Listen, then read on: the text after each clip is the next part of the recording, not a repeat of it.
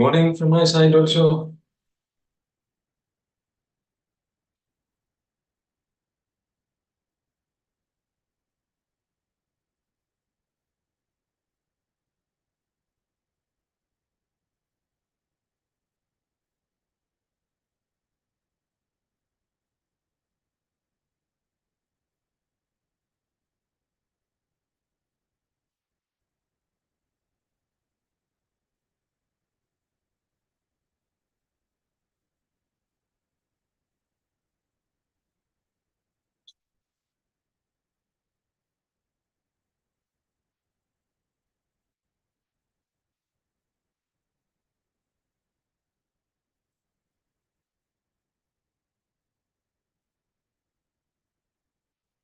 Serkan, how are you? I'm fine. How are you, Nicholas? I'm doing great. Nice to see you also. Nice to see you as well. Okay.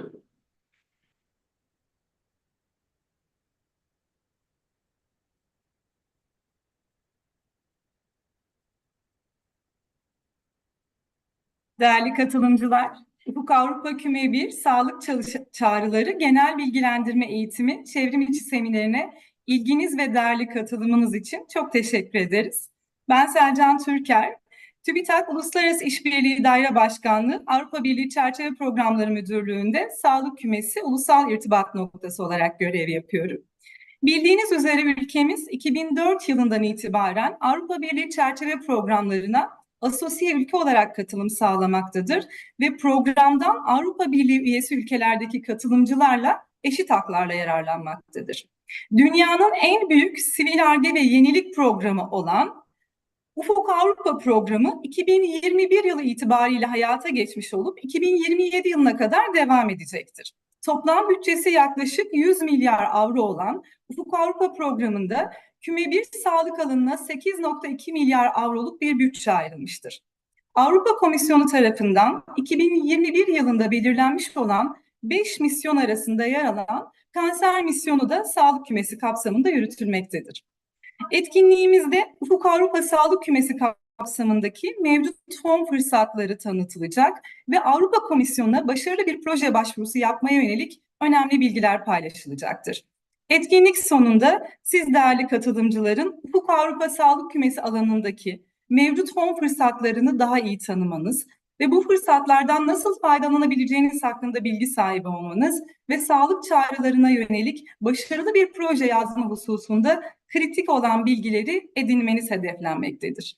Ufuk Avrupa Programı'nda çok ortaklı projelerde yer alan Türk koordinatör sayımız büyük bir ivme ile artış göstermektedir. Yükselen bu ivmenin sağlık alanında da yakalanmasını hedeflemekteyiz. Bu nedenle sağlık alanındaki paydaşlarımızın konsorsiyumlarda sadece ortak olarak yer almanın ötesine geçerek konsorsiyumlarda koordinatör olarak yer alabilmeleri için büyük bir gayret göstermekteyiz. Bu ve benzeri tüm etkinlikler ve sağlık alanındaki önemli bilgilendirmeler Ufuk Avrupa resmi internet sitemizde paylaşılmaktadır. İlgili sayfadan sağlık kümesi, kanser misyonu ve sağlık alanındaki ortaklıklarla ilgili bilgilendirmelere ulaşabilir. Web sitemizde yer alan e-bültene üye olarak güncel haberleri yakından takip edebilirsiniz. Sözlerime son verirken etkinliğin düzenlenmesinde emeği geçen Ufuk 2020 Türkiye Faz 2 Teknik Destek Projesi ekibine huzurlarınızda teşekkürlerimi sunuyorum. Bu vesile ile sağlık kümesi kapsamında sizlere destek sağlamaktan duyduğumuz büyük memnuniyeti paylaşmak istiyor ve verimli bir etkinlik olmasını temenni ediyorum. Son olarak etkinliğimize katılan çok değerli konuşmacılarımıza teşekkür etmek ve müsaadenizle sözü onlara bırakmak istiyorum. I would like to thank our project team leader, Odesias Sipiroğlu, and our training coordinator, Nicolas Floratos, and our distinguished guests, Dr. David Gensberg from European Commission and Bruno Muranzo Benito from APRE. Their participation and contribution are highly appreciated, and we look forward to an engaging and insightful webinar. Now I would like to give the floor to our first speaker, Odesias Sipiroğlu. Thank you so much, Jan. Thank you for your nice words.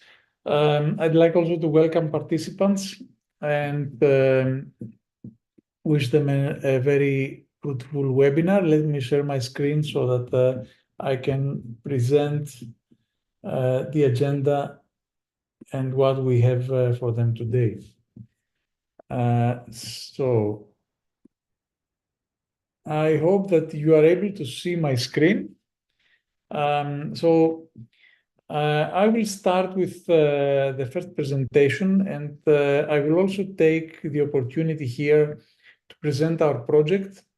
Let me say that this is the final event of the project that started in 2019, and due to COVID and an extension, we managed to be here in Turkey for all these years. The objectives of our project were to raise the awareness of Horizon 2020 and later on Horizon Europe research and innovation programs, and provide the Turkish research area with training, with networking events, and of course a lot of documentation and online tools. I hope that we managed to strengthen the capacity of Turkish researchers and in science, in technology, in innovation, and I hope we gave a positive result in integrating the Turkish research area with the European research area.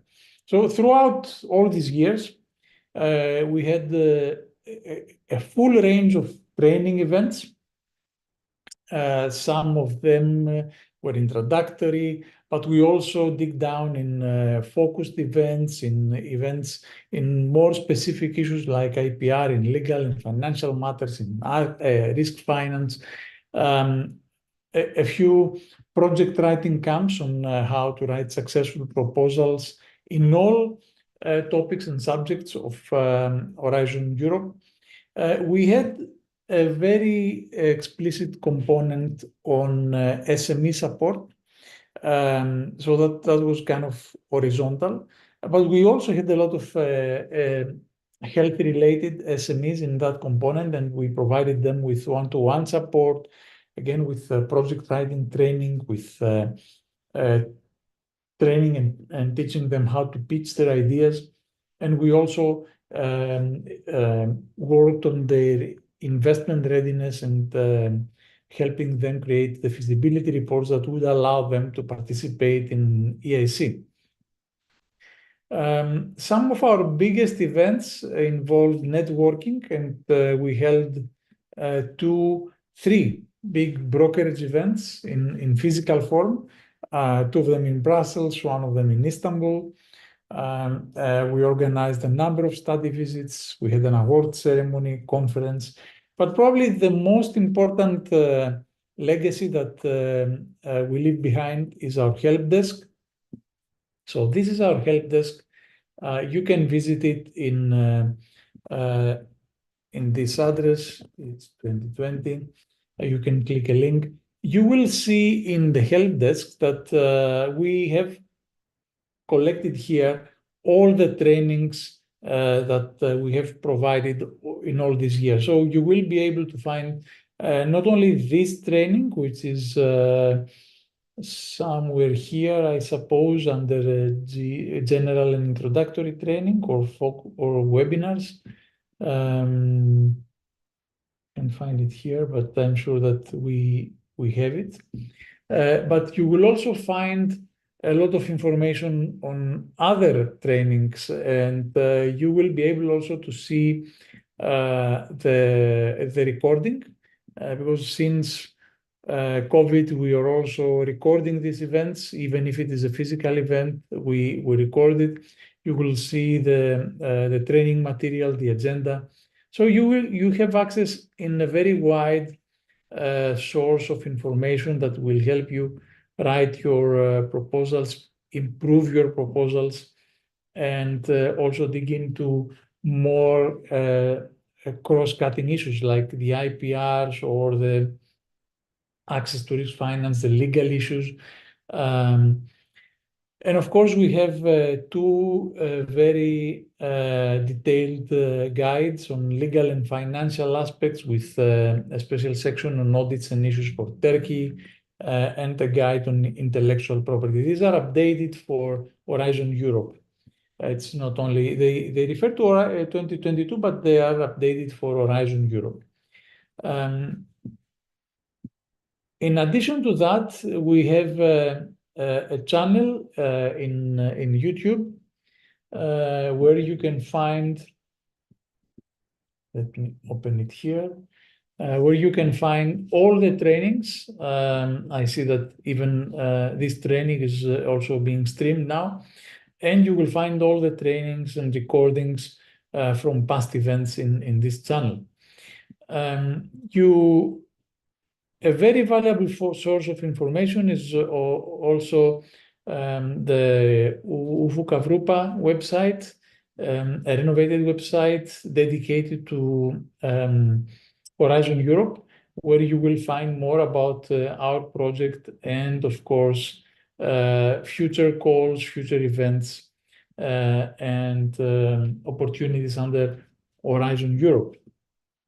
Now, these are some of the tools that will stay even when our project will finish. And I would like to take also this opportunity to present the team that we have been working in Turkey for the last few years, especially Kemal and Celine, who were the backstopping team and helped us implement all these events. Now, I just have this slide to give you an idea of what we have done so far and what we have achieved, and then I will go straight to the agenda. Some numbers are really impressive. Till today, starting from January 2019, we have engaged more than 22,000 people from Turkey in our events. And we held more than 150 training or capacity building events. So you realize that this is something very wide in terms of impact and achievement. So this is me. I have an engineering and ICT and financial background, and I'm working in this space for more than 25 years now. And I have been dealing with project management, with proposal writing, with mentoring, with coaching. Mainly, I focused the last few years in digital transformation and innovation management. So the agenda today. We have with us 3 more speakers, 4 including me, and I will give you some tips, some key elements for success, mostly insights and ideas from my experience and from the experience of other colleagues, very competent and very experienced in especially in health issues. So it is not a generic presentation of tips and tricks, but it is tweaked for the health calls, and you will understand why in a few minutes. After me, we will have Nicolas. Nicolas is our training coordinator, and he will present to you the intelligence behind the current calls. So what are the current opportunities that we have in front of us and how you can deal with them. Then we will have a short break, and immediately after the break, we have our keynote speakers for today, Dr. David Ginsberg. He's the head of sector of health innovations and ecosystem, and he will show us, he will talk to us about how to prepare a really good proposal under Cluster 1. I think this is a very valuable contribution. Dr. Ginsberg is probably the key person to ask and tell us what we need to do to prepare a successful proposal. So his insights, his advice is invaluable if you want to address the challenges that the Commission is put out there. And we will close the presentation with a session by Bruno Brenza, He's an NCP from MAPRE, the Italian NCP coordinator, and he will present us an opportunity from HealthEIT project, and will also tell us on how to support applicants from Turkey in succeeding in cluster 1 calls with some tips from previous evaluations on this project. So, I would like to start with something obvious, but often underrepresented or not something that the applicants do not pay enough attention to. So it may seem obvious, but the first thing that you need to do in these calls is dissect the title.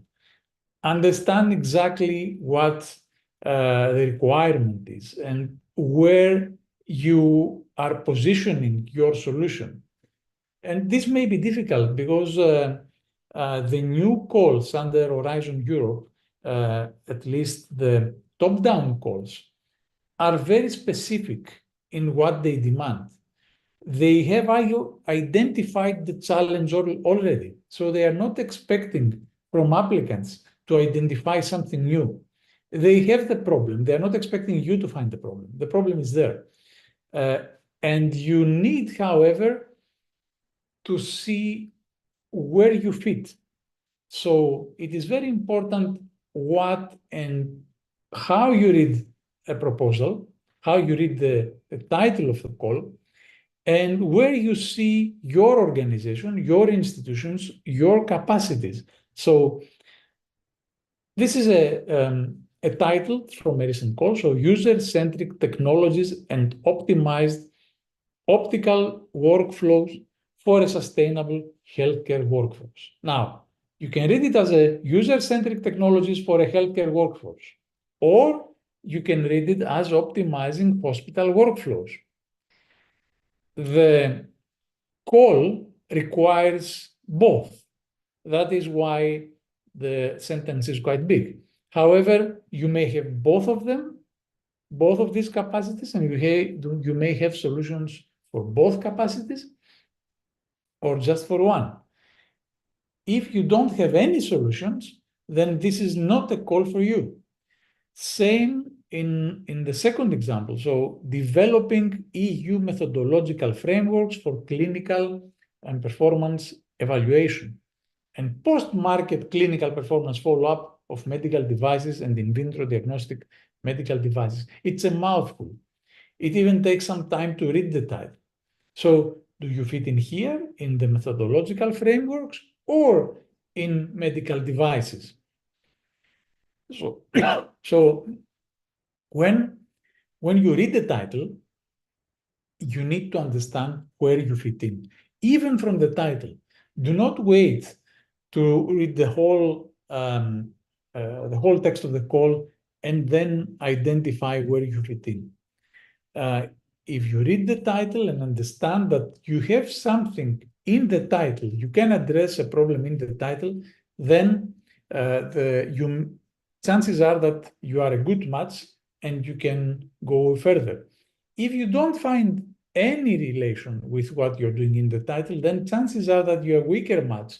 That doesn't mean that you shouldn't read the rest of the text, but keep that in mind that you will need somebody to lead in that particular call. Are health calls different from other Horizon Europe calls? I believe they are, yes. That may be the case for everything, of course, for every cluster. Although there are some calls that are very relevant, and there are some clusters that are very wide and broad in scope. For example, we have the energy cluster that includes mobility as well, although experts in energy have few things to do with mobility. But in health, things are more to the point, they are more specific. Nevertheless, there is a crossover of many different domains and disciplines. So in health, you will need skills on technology, on research, on healthcare, on social sciences, and you will need to combine and create complex skill sets in order to address complex challenges. So you need a lot of sectors, but these sectors need to be integrated into your consortium, and that needs to be clear in your idea, in your proposal. Sometimes it seems like some proposals are easy. Some calls are easy, sorry. So it seems that it is an easy call, it's a low-hanging fruit. Okay, we could submit something in this. Most of the cases, this is not the case. Most of the times, this is not the case. So health topics are quite demanding. It's very difficult to find the call that it is easy. Some insights, and bear in mind that these insights, of course, are based on anecdotal evidence and some personal experience. So I don't have any data to support that, although I believe for this I have data. There's a high amount of recycled and refabricated proposals. No, for this I don't have data. But it is something that I have discussed with a lot of colleagues, especially colleagues who work in health calls in this cluster, and they witness a high volume of proposals that are recycled again and again, refabricated proposal from previous submissions. Why is that? We see that a lot, especially in bottom-up proposals, but it happens in top-down proposals as well. And it was a very common case in Horizon 2020 because the calls were not that specific. So there was a call on a broader subject, and a lot of consortia thought that, okay, we failed last year, but we have a good basis. Although nothing had changed, there wasn't any new development, there wasn't any improvement, and consortia thought that it would be a waste of not resubmitting again the same proposal without changing anything. So this creates a lot of proposals that are of very low quality, and it leads to a lack of an originality, a lack of innovation. And believe me, the evaluators can immediately identify something like that. They can immediately find out what is happening. So you need to make sure that if you are willing to resubmit a proposal under a call, you are addressing what the new call requires. And you may need to change the consortium, you may need to change the scope, you may need to change the outputs, the impacts. My experience shows that most of the time you can keep 30 to 40% of the last call. If you keep more than 50 or 60% of the call, that means that you are repeating something that has already been evaluated as not good. So you need to change it. You can improve it, but don't leave it as it is. Now, at the same time, we have a high amount of proposals that have failed once, and no one cares to reconsider or to resubmit. This is because although half of the researchers and the consortia go the way that I already suggested, so they take the used proposals and they refabricate them. The other half believe that it's not worth it. And some proposals are really good. And the reason that they were not accepted the previous time may not be because of the lack of quality. If you are submitting a proposal under a very competitive call, let's say a call where only one or two proposals will be selected, and you have a strong grade and you have the evaluation that is very promising, then why not work on that and reapply? But again, always respecting the issues that I already have mentioned. You need to rework on it, not just change a few things and resubmit it. Now, fraud and fabricated results, for this I have data, I have statistics.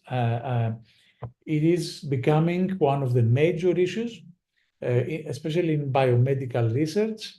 And just by a quick look in these articles, you will realize that it's a bigger problem than we have thought. So it's a worrying amount of fabricated data in biomedical research.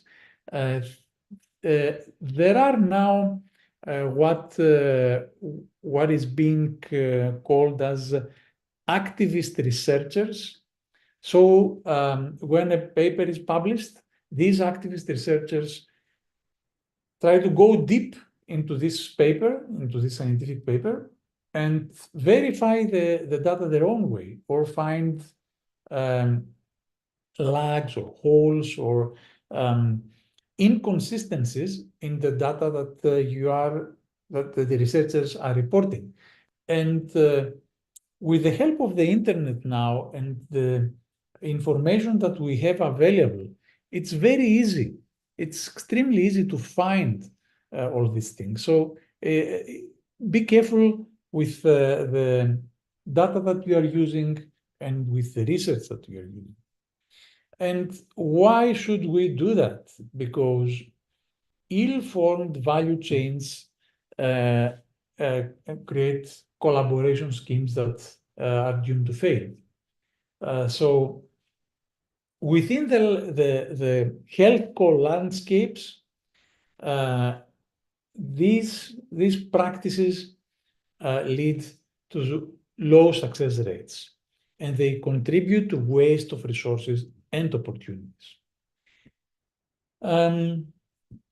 Something that I want to point out, and this is something more general, I see that especially in the innovation field, especially in the startups ecosystem, including, of course, startups in health and biomedical.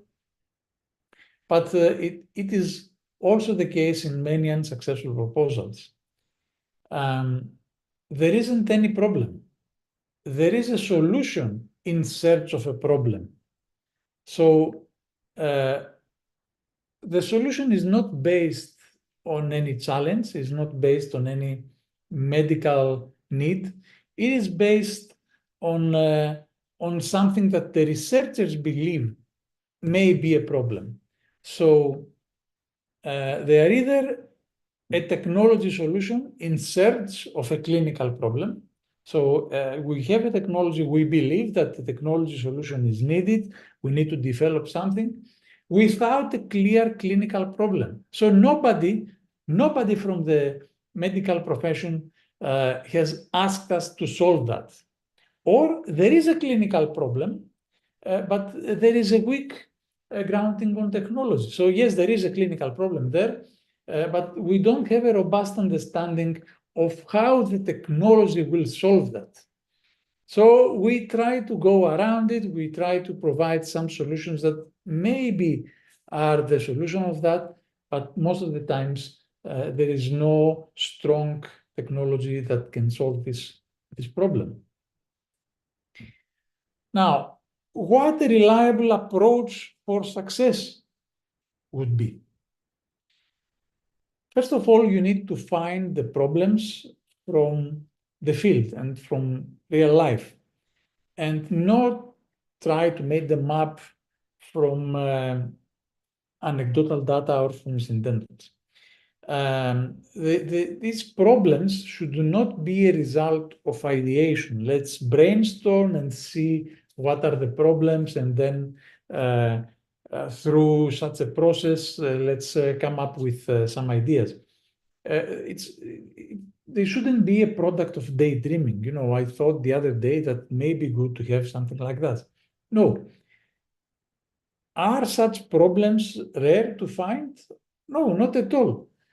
Most university hospitals offer a lot of opportunities for such problems and needs, and they are willing to share these problems with solution providers.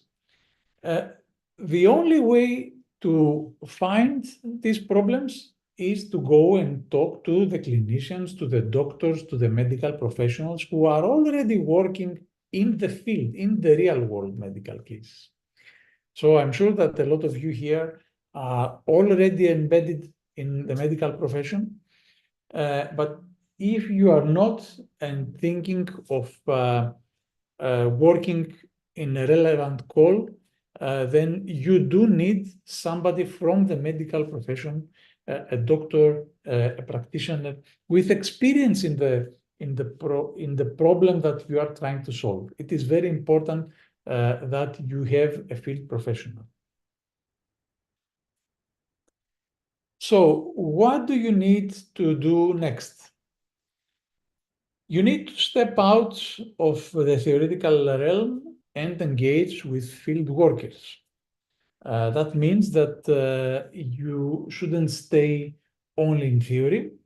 You should go and talk to clinical practitioners, researchers at the forefront of medical research, and that includes taking the time to talk to them, interview them, understand what their challenges and problems are.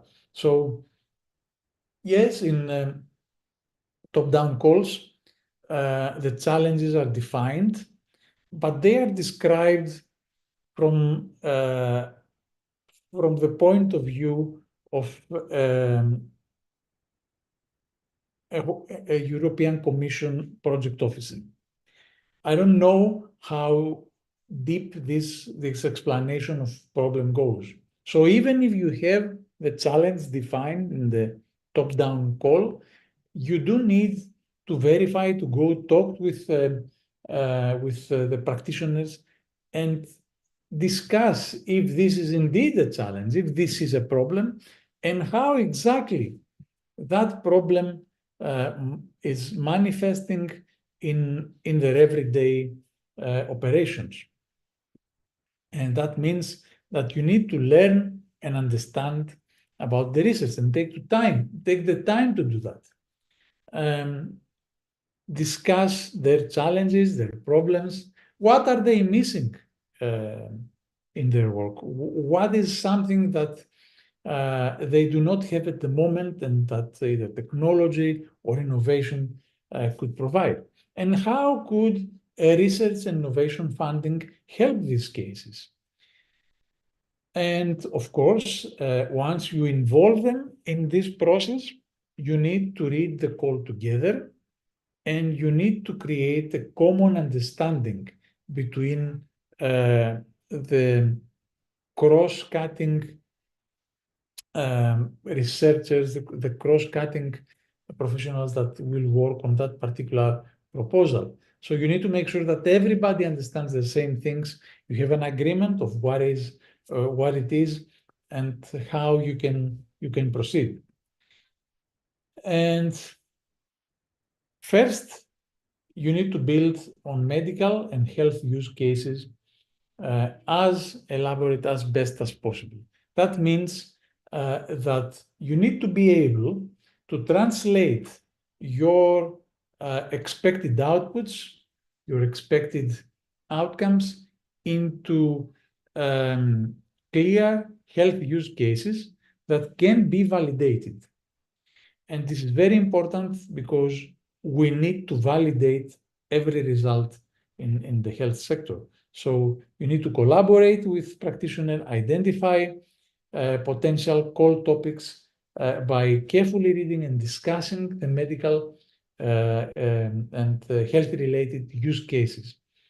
If you cannot prove it under a solid use case, then chances are that you have a weak process, a weak proposal.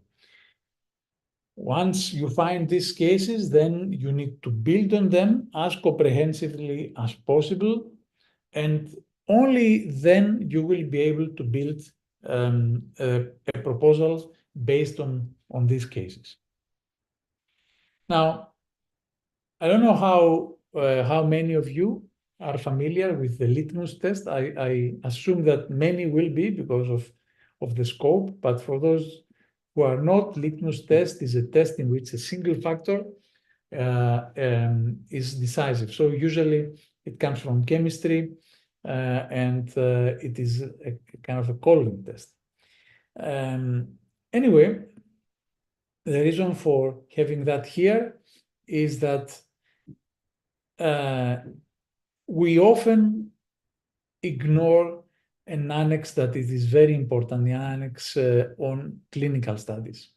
I know that clinical studies is not something easy. They are difficult to get approved. They are difficult to organize. It needs a lot of preparation, but in a lot of cases, this is very important. This is necessary. So you need to put a lot of effort in describing how you're going to implement the clinical studies. Of course, only where these clinical studies are applicable. There are some cases where they may not be applicable, but in the health case, I believe that 90+% of the cases, you will need to do a clinical study one way or another. So this section, the section of the clinical studies, is often ignored. It's overlooked. It is not given enough consideration, and thus it becomes a weak section. Sometimes you see that a lot of the partners are uneasy about that. They don't want to work on that. They try to avoid it. They don't want to commit. That is a signal that maybe these partners are not the right partners. If they cannot support their claims through a clinical study, and they cannot add the value that is needed for such a proposal using a clinical study, then maybe you need to reconsider who you are including in your consortium. The annex demands special attention and needs to be of high quality content and very accurate information. So it is essential to avoid generic data taken from another call, from another proposal, and give specific facts that apply to your own case study that can be used in your particular subject.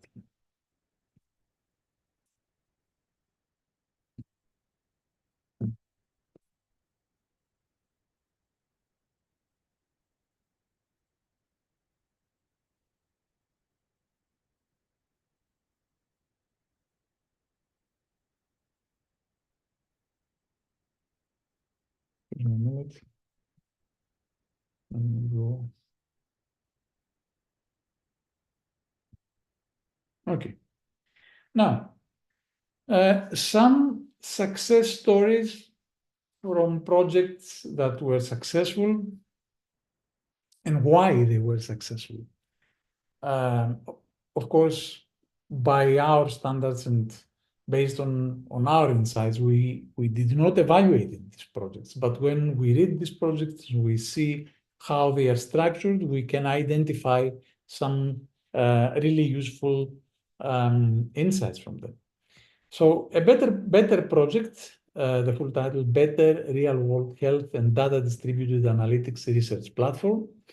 That was a project submitted under this call, Tool 5.4, Better Integration and Use of Health-Related Data, Real-World and Research Data. including genomics for improved clinical outcomes. Again, you see that the title of the call is a bit of a mouthful.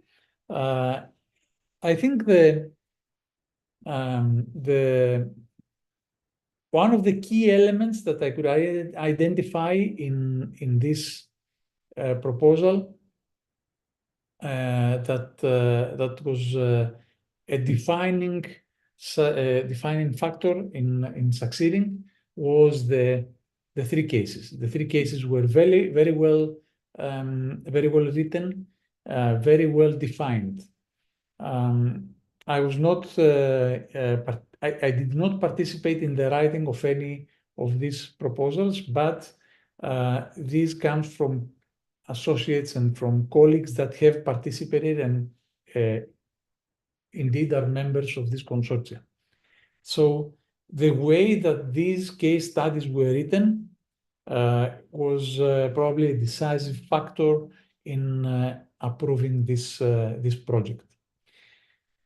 Another project where a decisive factor, probably something different, is this one, Genegat, the oral delivery of encapsulated RNA nanotherapeutics in targeted treatment of Crohn's disease. I believe here the key reason for success for this project was an excellent match between the challenge and the solution. So this is indeed what they are looking for, what they were looking for in that particular call topic, and the consortium provided a solution that it's at the forefront of technology, of medical technology. It's well thought, well defined. It works on RNA theories and RNA-based therapies, which is something that we all learned the last few years with COVID. So it is something very new. It is something very interesting and with a lot of potential. And the last project, ShiftHub, it is, let's say, less intense in medical research. It's more of an overarching project of a development of a platform and innovation hub. So it's closer to the innovation support, although it is, of course, under the health topics, and is about building a smart health innovation hub.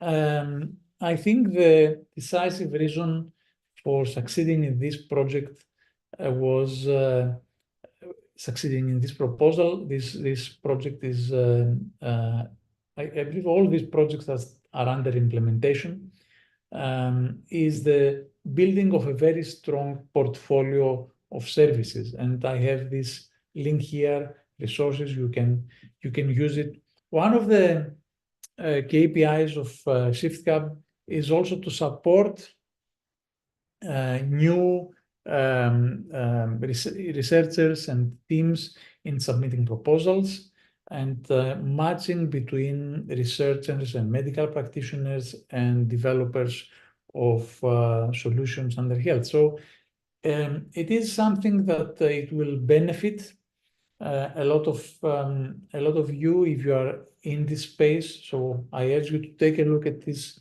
platforms and see how you can benefit from them. Now, as we are approaching to the end of this presentation, I'd like to take now a more hands-on experience and show you a few things on funding and tender portal and how you can find the calls. Now, this is the funding and tender portal. You all know it. It is probably one of the worst portals in search.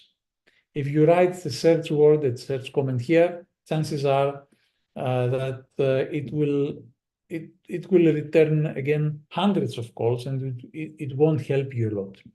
If you write health, you see here that we have 466 grants. I took out tenders, which may also tenders related, not related to anything. Tenders in total are another 725. So we're only interested in grants. However, forthcoming, of course, and open for submission, not closed. And we are interested, of course, in our current period. Now,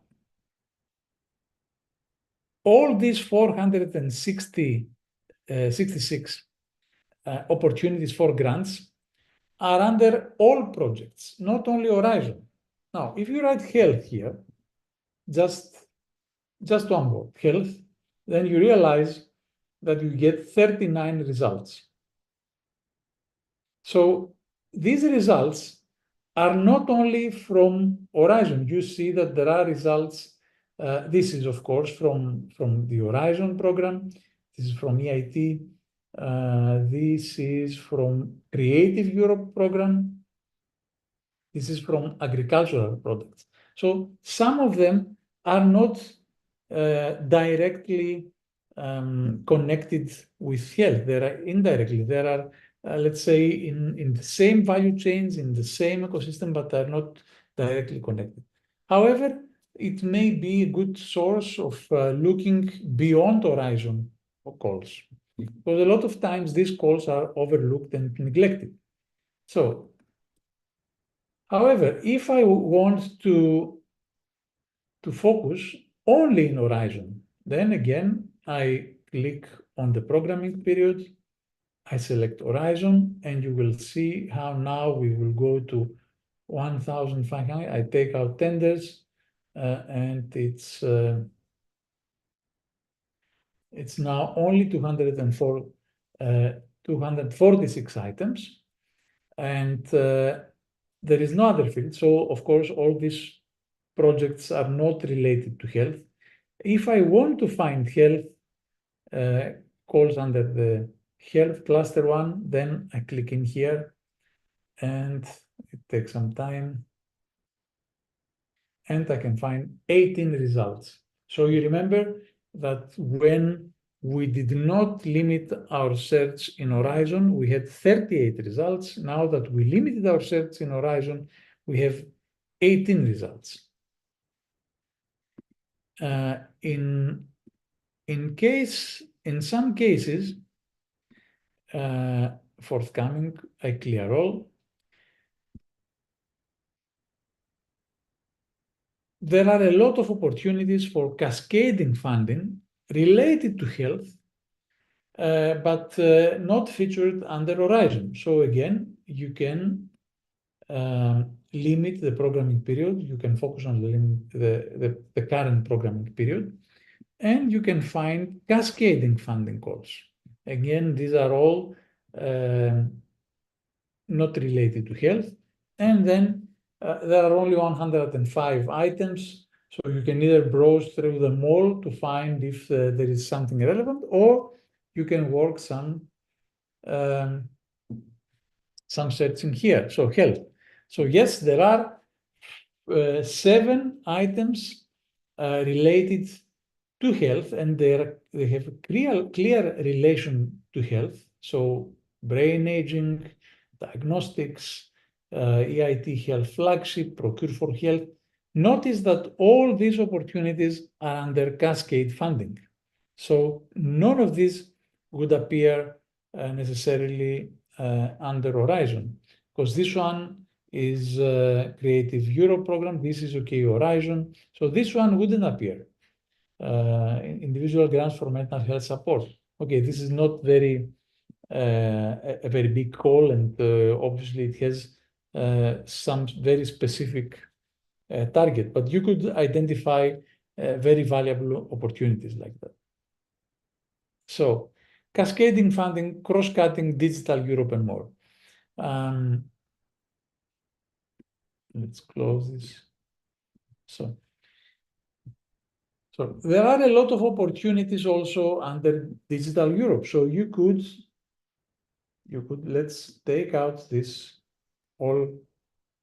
Let's select all grant calls.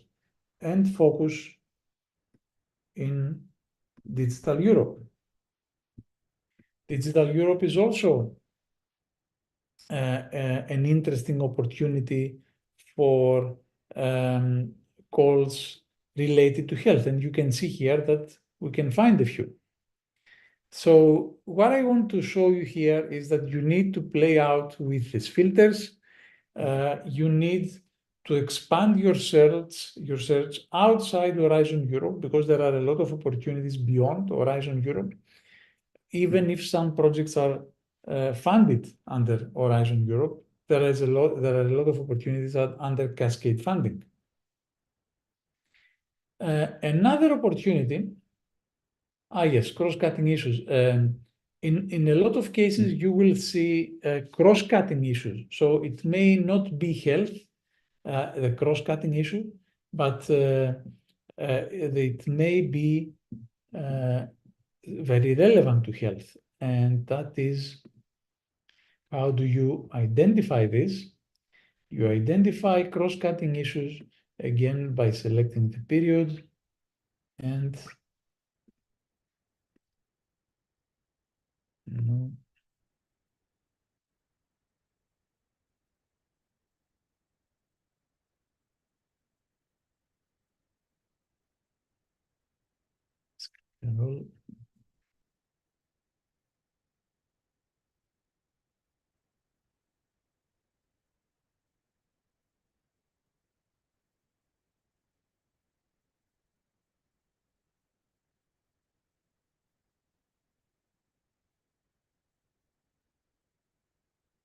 yes.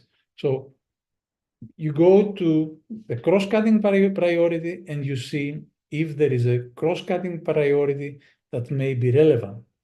So maybe there is a relevant priority under social innovation or under socioeconomic science and humanities that can be relevant to health. So you need to filter and play around with this system, because unfortunately, the search by keyword does not work very well. So you need to do your own trials and your own search to identify calls that may be relevant and interesting for you. Now, another source of information, another source of potential opportunities is partnerships. We have a lot of partnerships around. We have a lot of partnerships in Horizon Europe scheme. Of course, the partnerships is something new, but you can see that all these partnerships are relevant to health. All these partnerships. These are not directly relevant, but there are health issues involved with them. And you can find the health partnerships in this page. And again, you will need to go sometimes partnership by partnership to identify if there are open calls or to identify if there are valuable opportunities. PCP and PPI. Now, pre-commercial procurement and public procurement. These instruments are created in order to help public procurers to compare alternative potential solutions approaches with the best fit. So in essence, in public procurement, public sector is publishing a request for offers that something that exists already in the market. So they know that the solution is out there. So they publish a request for quotes, an RFQ or a request for order, and they invite the industry, the private sector, to submit proposals, basically offers. So how much money they want to provide the solution. In pre-commercial procurement and in public procurement of innovative solutions, there is no such solution readily available in the market, which means that the public procurer the public sector needs to try a few things. So there is the pre-commercial procurement instrument, so where you select a number of procurers to provide you with a description on the solution design, and then you promote only those that you believe that are capable and can come up with a prototype on the second phase, and then those of the procurers that go to the second phase can indeed go to the third one. This is a process that has budget for that, so the procurers are not going to work for free on that. And finally, if you identify the procurers that are indeed have the capacity to give you solutions, then you go to the PPI and you are ready to deploy commercial products with the help of these procurers. There is a link here on how PCP and PPI can benefit health procurers, and there are all the relevant calls under this page. So Horizon funding for PCP, PPI. It is an instrument that is very popular in health due to the demands and challenges that we have in the health sector. Often there are no solutions in the market to pick from. And of course, EIT Health.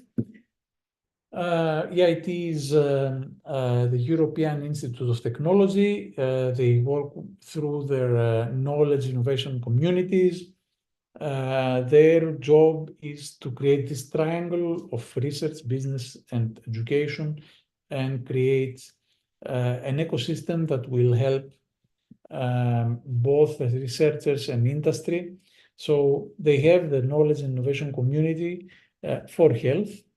And the idea is that innovation flourishes best when you have the right people in the right places. You have this knowledge triangle, and through that you can build on solutions. They publish their own opportunities under their own website, so you can have a look at the events.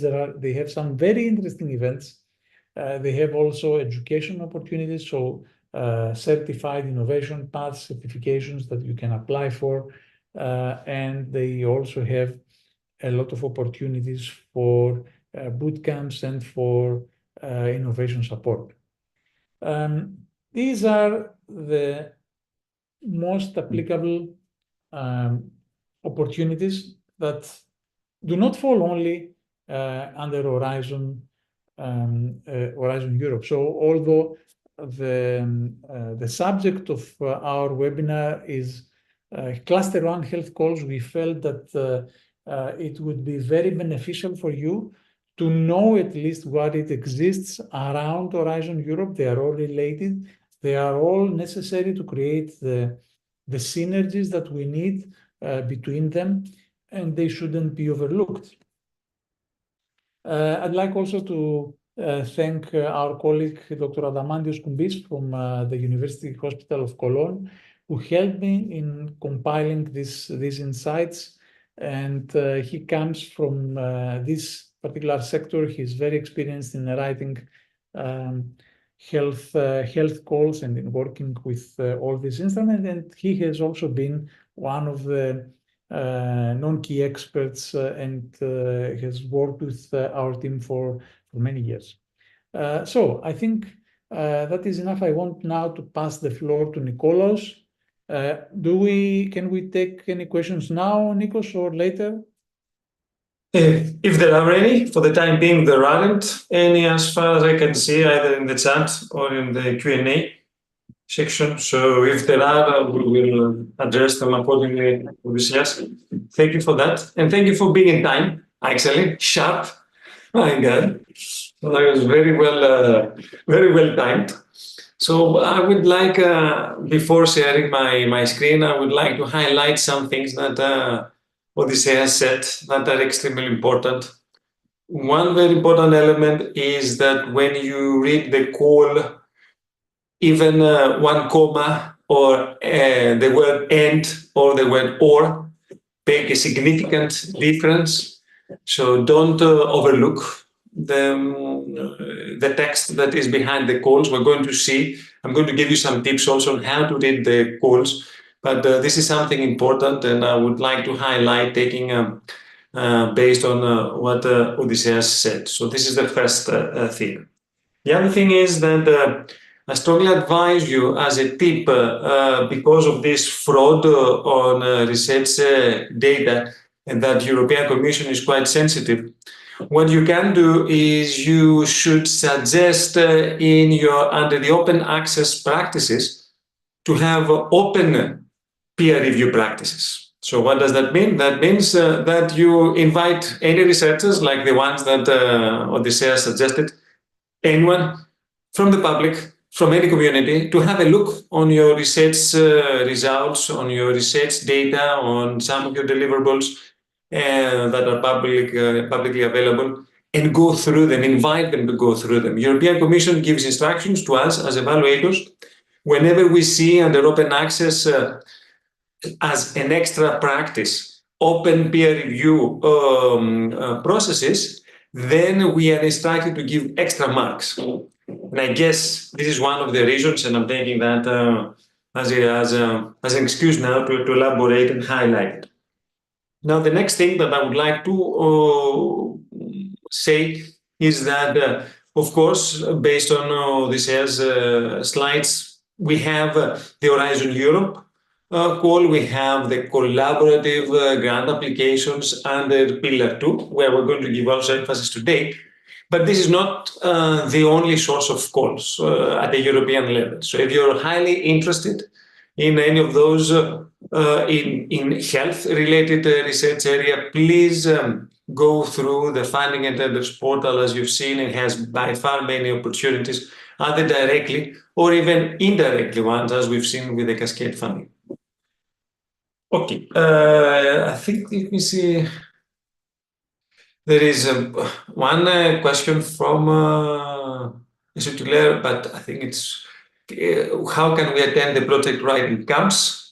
Well, I guess this says you can answer that. Maybe they have to wait for the next. Unfortunately, we won't have any more project writing camps, but we have a lot of information on past project writing camps in our help desk. So please browse the help desk to find the one that is more appropriate for you. I'm sure that we have a lot of material in health as well. And at some point by the end of this year, a new support project will start. So a new team will probably be positioned in Ankara to help and support TÜBİTAK with these trainings. But till then, have a look in the materials that we have already there. I think that there's plenty of information there. Actually, from personal experience, I think it's the largest repository of recordings, training, resources, material related to pre-award or post-award of research and innovation projects. Exactly. Okay, so let me then share the screen so we can I can go on with my session. So having our break. So what I'm going to discuss now is I'm going to discuss some important factors in order to understand better each one of the currently open calls in cluster 1, in the health. So I'm going to give you some definitions. I'm going to give you some explanations, clarifications. Please pay attention to those terms, because they will make your life much easier to understand what you should be looking on when you will be reading each one of those calls that you are interested in. So we assume now that based on your keywords, based on your expertise, you have identified some of those calls that you are that you can contribute, either as a coordinator or as a partner. So the idea is now, since you have that kind of expertise, to see what kind of intelligence you can get out of those calls. And when we say intelligence, is how can we use the public text, the public information, or the public resources to our advantage. And this is the idea behind it. Now, most of you, if not all of you, are fully familiar on how to find the different funding and tenders calls, or the open calls for cluster 1 under pillar 2. The way that also already Odysseus showed to you was with the online portal, which is the one cluster, one health online funding and tenders portal. If you click on the link when you have the notes, you will get it. But this is not the only way. Another way also is to go and download from that link the work program. The work program means the official document on behalf of the European Commission that contains all the calls related to health. And you will see that the work program goes from 2023 to 2024. And it hasn't changed the last 2 years, more or less. So the calls that we had when the work program first published, we had some calls in 2023, and now the next calls are valid for 2024. If we very quickly have a look on the documents, this is sorry, let me show you. So this is I will enlarge it a little bit so it will make your life easier. So this is the same information. You see here that we have group of calls, and actually we have, and each group of call fits under a specific destination. I mean, which is the key purpose of the calls under its destination. So what does that mean? That means destination 1, staying healthy in a rapidly changing society. Then the call staying healthy at 2023, and the call staying healthy 2 states in 2024 are the ones that are they fit under destination 1. When we have destination 2, living and working in a health promoting environment, then yes, all the calls that you see under that destination fit under that key purpose. That's the ultimate purpose of all the calls that fit under destination 2. All the calls that fit under destination 3, which are quite a lot, as you can see, quite a lot, these have as a general purpose, and it's important to remember that, tackling diseases and reducing disease burden, and reducing the disease negative impact. This is what it means, either in society, in your health, in economy, in any area that is affected negatively. So we have many. Nicolas, sorry, can you share your screen? Yes, you're right on that, because I think I shared it, but thank you, Shankan, for that. Should I share the screen?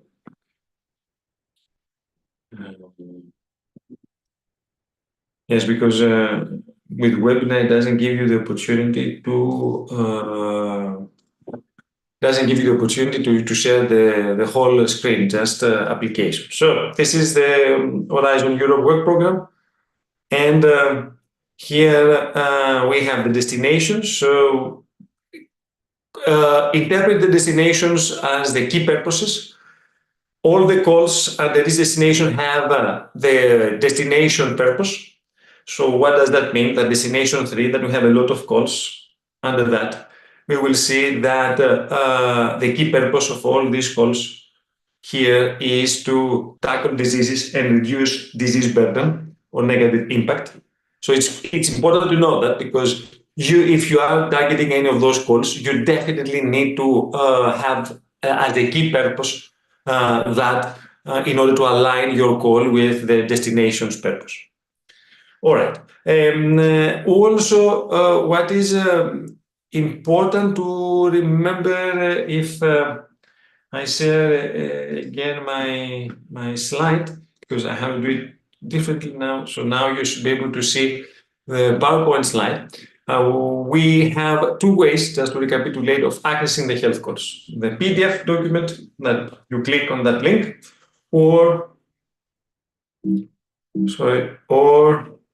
the online funding and tenders portal. Which way is better than the other? It depends on you. Some people prefer to go to the online funding and tenders portal. Some others, they would like to go to the PDF.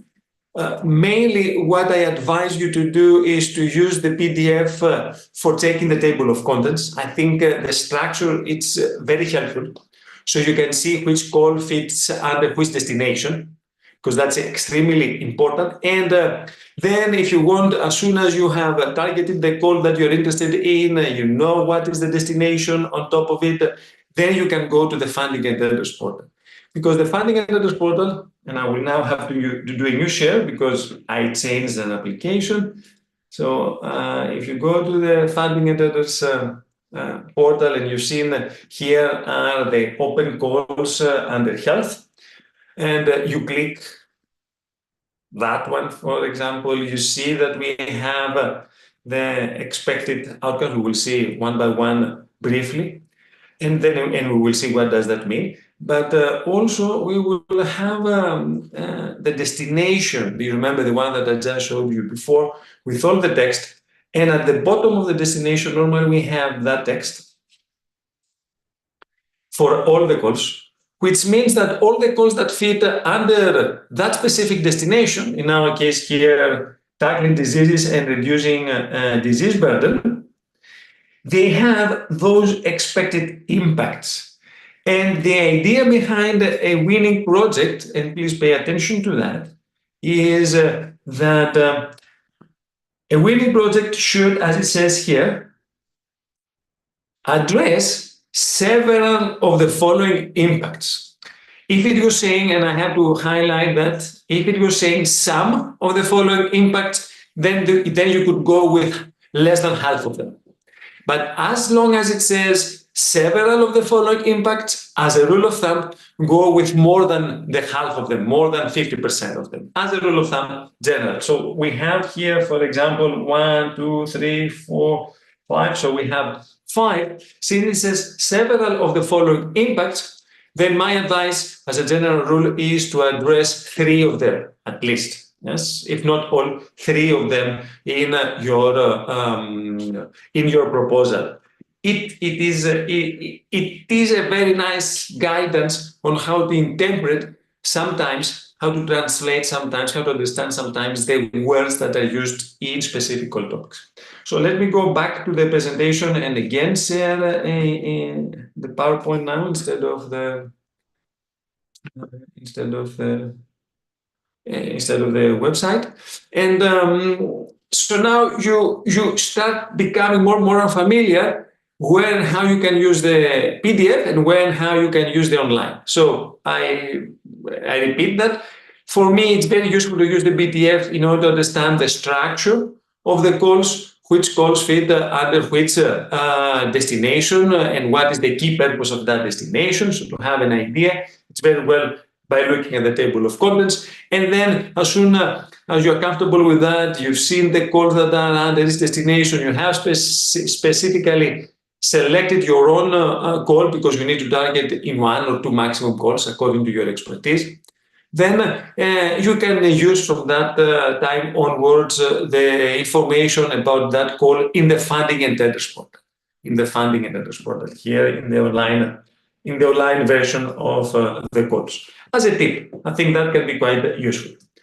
Now, some key resources. I think today we're going to talk about a capacity building portal or a project that supports NCPs in health, but not only, also applicants to write their cluster 1 proposals. So, for example, there was an event that was organized 12th of March by HNN,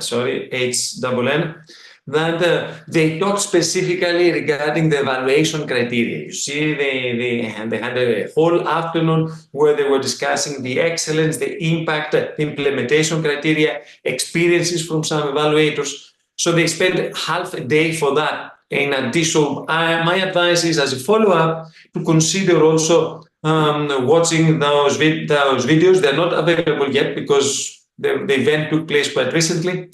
It was beginning of this week, but very soon, I guess, they will have also the recordings of the session. And we have also Bruno from APRE, that they are the coordinators of that project. So if you have further questions on HNN, and if you don't see any resources, still waiting to see them, you can ask them when those will be available. So we have also that event. We have also very interesting 3.0 events. For me, some of them, I think if they are in your research area, I strongly advise you to check them. So if again I switch, it's not that convenient, but I will do my best. So if I switch to the web browser, you will see here interesting events that take place, not all of them as part of HNN 3.0 events, but you will see that all the events related to health can be attractive for some of you. There are a few that are only applicable to NCPs, national contact points. So if you're not an NCP, you cannot attend, but most of them are open to anyone. So follow up that, because it will give you further insight on some knowledge that you need to have specifically when you're preparing a proposal under cluster 1. And I will go back again by changing also the window. So now you should be able to see my presentation. If not, please let me know. So these are key resources, and as complementary to the event and the tips and all the knowledge that we'll be discussing today. Something else that I would like to highlight before going and seeing the different calls are some definitions, some concepts that I would like to make sure that they are crystal clear for you. Because if they're not, you will not be able to understand the text that you read that effectively. So you will see, and we've seen that under the destination, we had the word expected impacts. Yes? So what that meant or what that means under the destination. Expected impact means the long-term benefits from the project results. Now, this could be to the scientific community, this could be to some users, to the healthcare sector, to some patients, but there are some benefits, and since they are expected impacts, these are long-term benefits. When shall we have those benefits achieved? Well, it is up to you to specify, but you need to give a rough timeline for that. If you believe that this is in 5 years after the end of the project, that's perfect. If you believe that because you need to have a lot of pre-approvals, preclinical and clinical studies, then some regulatory authorities giving you the green light and you need more time, then say that this will be more time. But always, even if it is 10 years or 15 years, it doesn't matter, as long as you are pragmatic, realistic, and you give a timeline. Because most of the applicants, they are afraid to give a timeline, even if this is a rough estimation. And the more vague you are, the less are the chances of your proposal being accepted. Therefore, try to always give a timeline when those expected impacts that your project targets will be achieved. And always those expected impacts have to be achieved after the end of the project, not during the project, after the end of the project. That's why these are expected impacts. On the contrary, some benefits that the project has to achieve during the project execution, sometimes the definitions say or shortly after, but my advice is to have as a deadline by the end of the project, are the expected outcomes.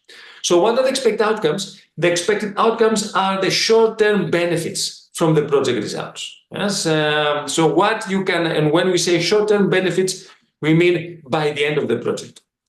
You have the option to say shortly after, some months after the end of the project, maximum 1 year after the end of the project. But if project A managed to achieve the expected outcomes that they called desires, by the project end. And then we have another project B that aims to achieve the expected outcomes 1 year after the end of the project.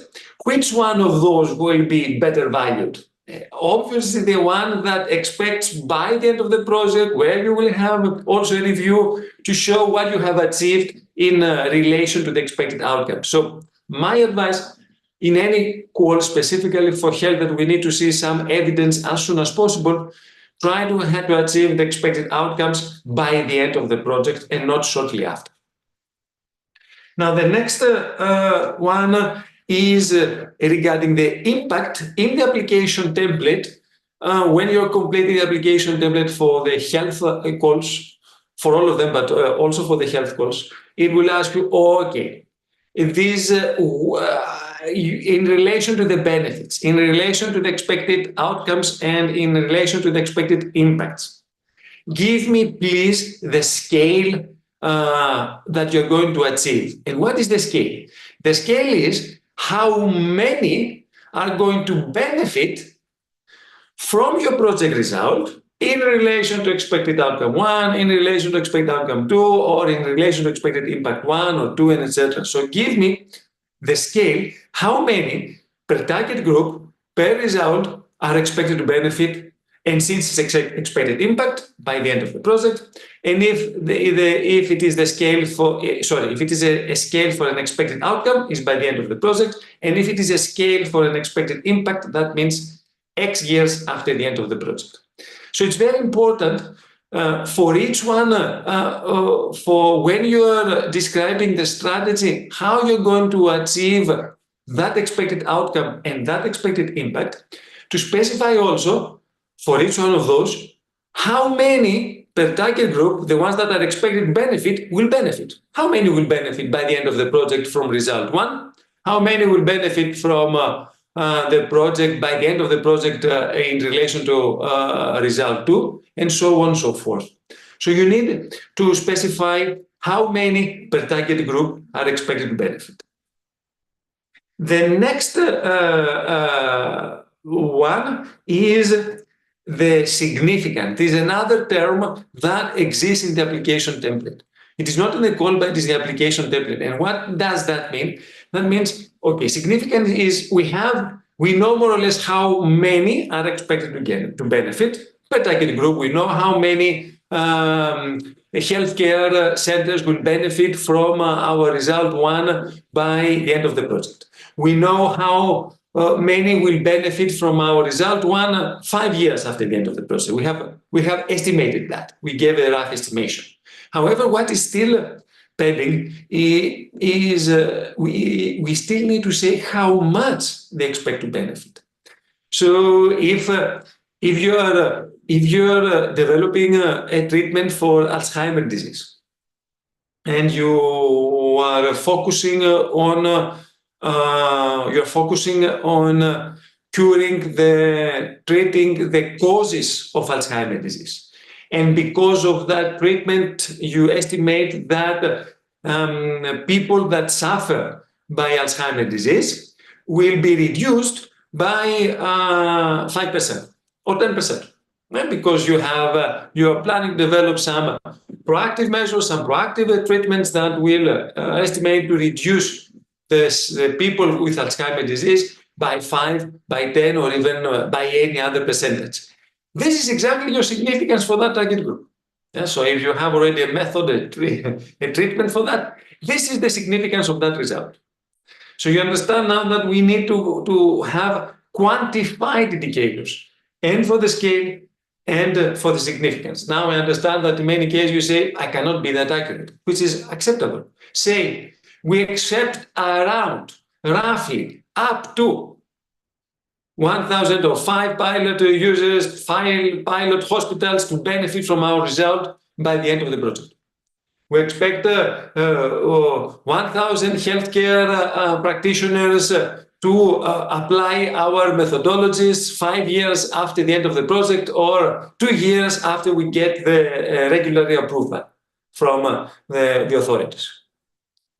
So you see that we give up roughly. You don't have to be exact, but you need to give a number, because this is what differentiates very good proposals with average proposals. And only very good proposals, if not excellent, are getting funded and not the very good ones. So that's another element that is extremely important in our case. Then we need to check whether there are any policy initiatives that we need to contribute to.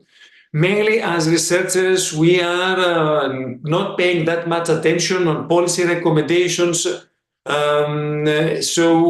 But these are essential specifically for health calls, because in many cases you need some policy recommendations either for speeding up the acceptance of your health-related solution, or for having a specific framework for getting the regulatory approval of your solution in the near future.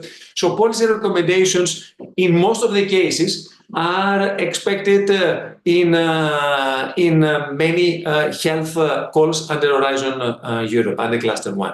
So always have that in mind, whether you need some policy recommendations to be suggested.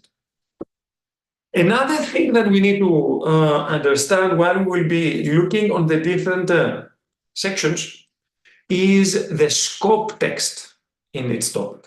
Yes? In the scope, we will see in some of the calls that we will have a look at, the scope actually starts with a key problem that you have to address, a key challenge or a key opportunity in most of the calls. And then it gives what should be the objectives of the winning projects. So this is something that you need to remember, because in a top-down call, as Odysseus said, Pillar 2, Cluster 1 calls are top-down calls. They describe in detail what they expect from the awarded projects, from the winning projects, exactly what they expect, from the short-term benefits, from the long-term benefits, from the project objectives, what exactly results. In many cases, the approach that you have to follow, or the synthesis, some advice on the synthesis of your consortium, or take into consideration some results from specific projects. So they know very well, more or less, how you're going to achieve those objectives and those short-term and long-term benefits. So, and all these are described under the scope. So you need to read very carefully the scope in its topic. Also, it's extremely important. First of all, if there are some projects that are mentioned in a call, you need to consider that call and that project. And most preferably, to be already involved in that project. Maybe one of your partners was member of that project that it is mentioned in the call topic, or you have a memorandum, an MOU with that project to collaborate, so that shows some close collaborations. In cases that it is not mentioned any project specifically that you need to exploit the results in your proposed one, still you need to check at Cordis, see whether there are any other projects that have been quite active in the same area, in the same research area, what kind of results they have developed, what kind of access you can have to those results, how you can exploit those results. These are extremely important elements that you need to consider, because, as we will see related to TRLs, your project, depending on whether it is a research innovation action, in any case, it doesn't start from zero.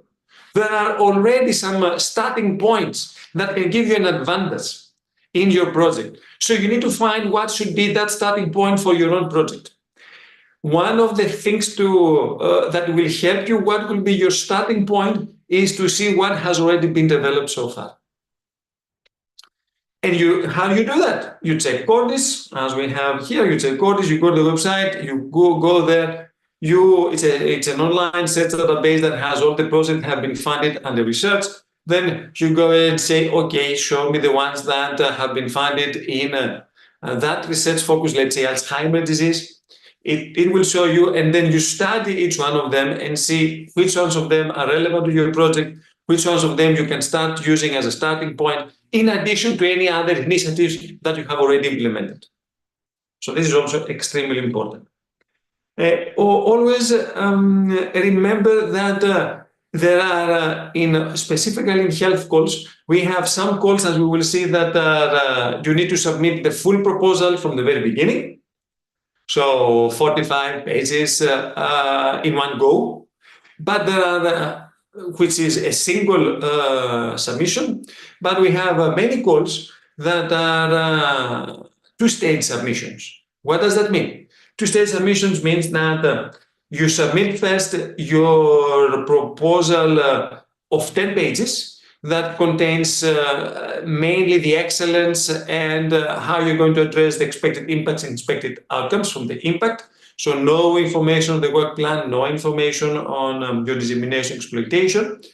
And if you pass that stage, the first stage, then you will be invited to submit a full proposal at the second stage, which is a full proposal is normally 45 pages.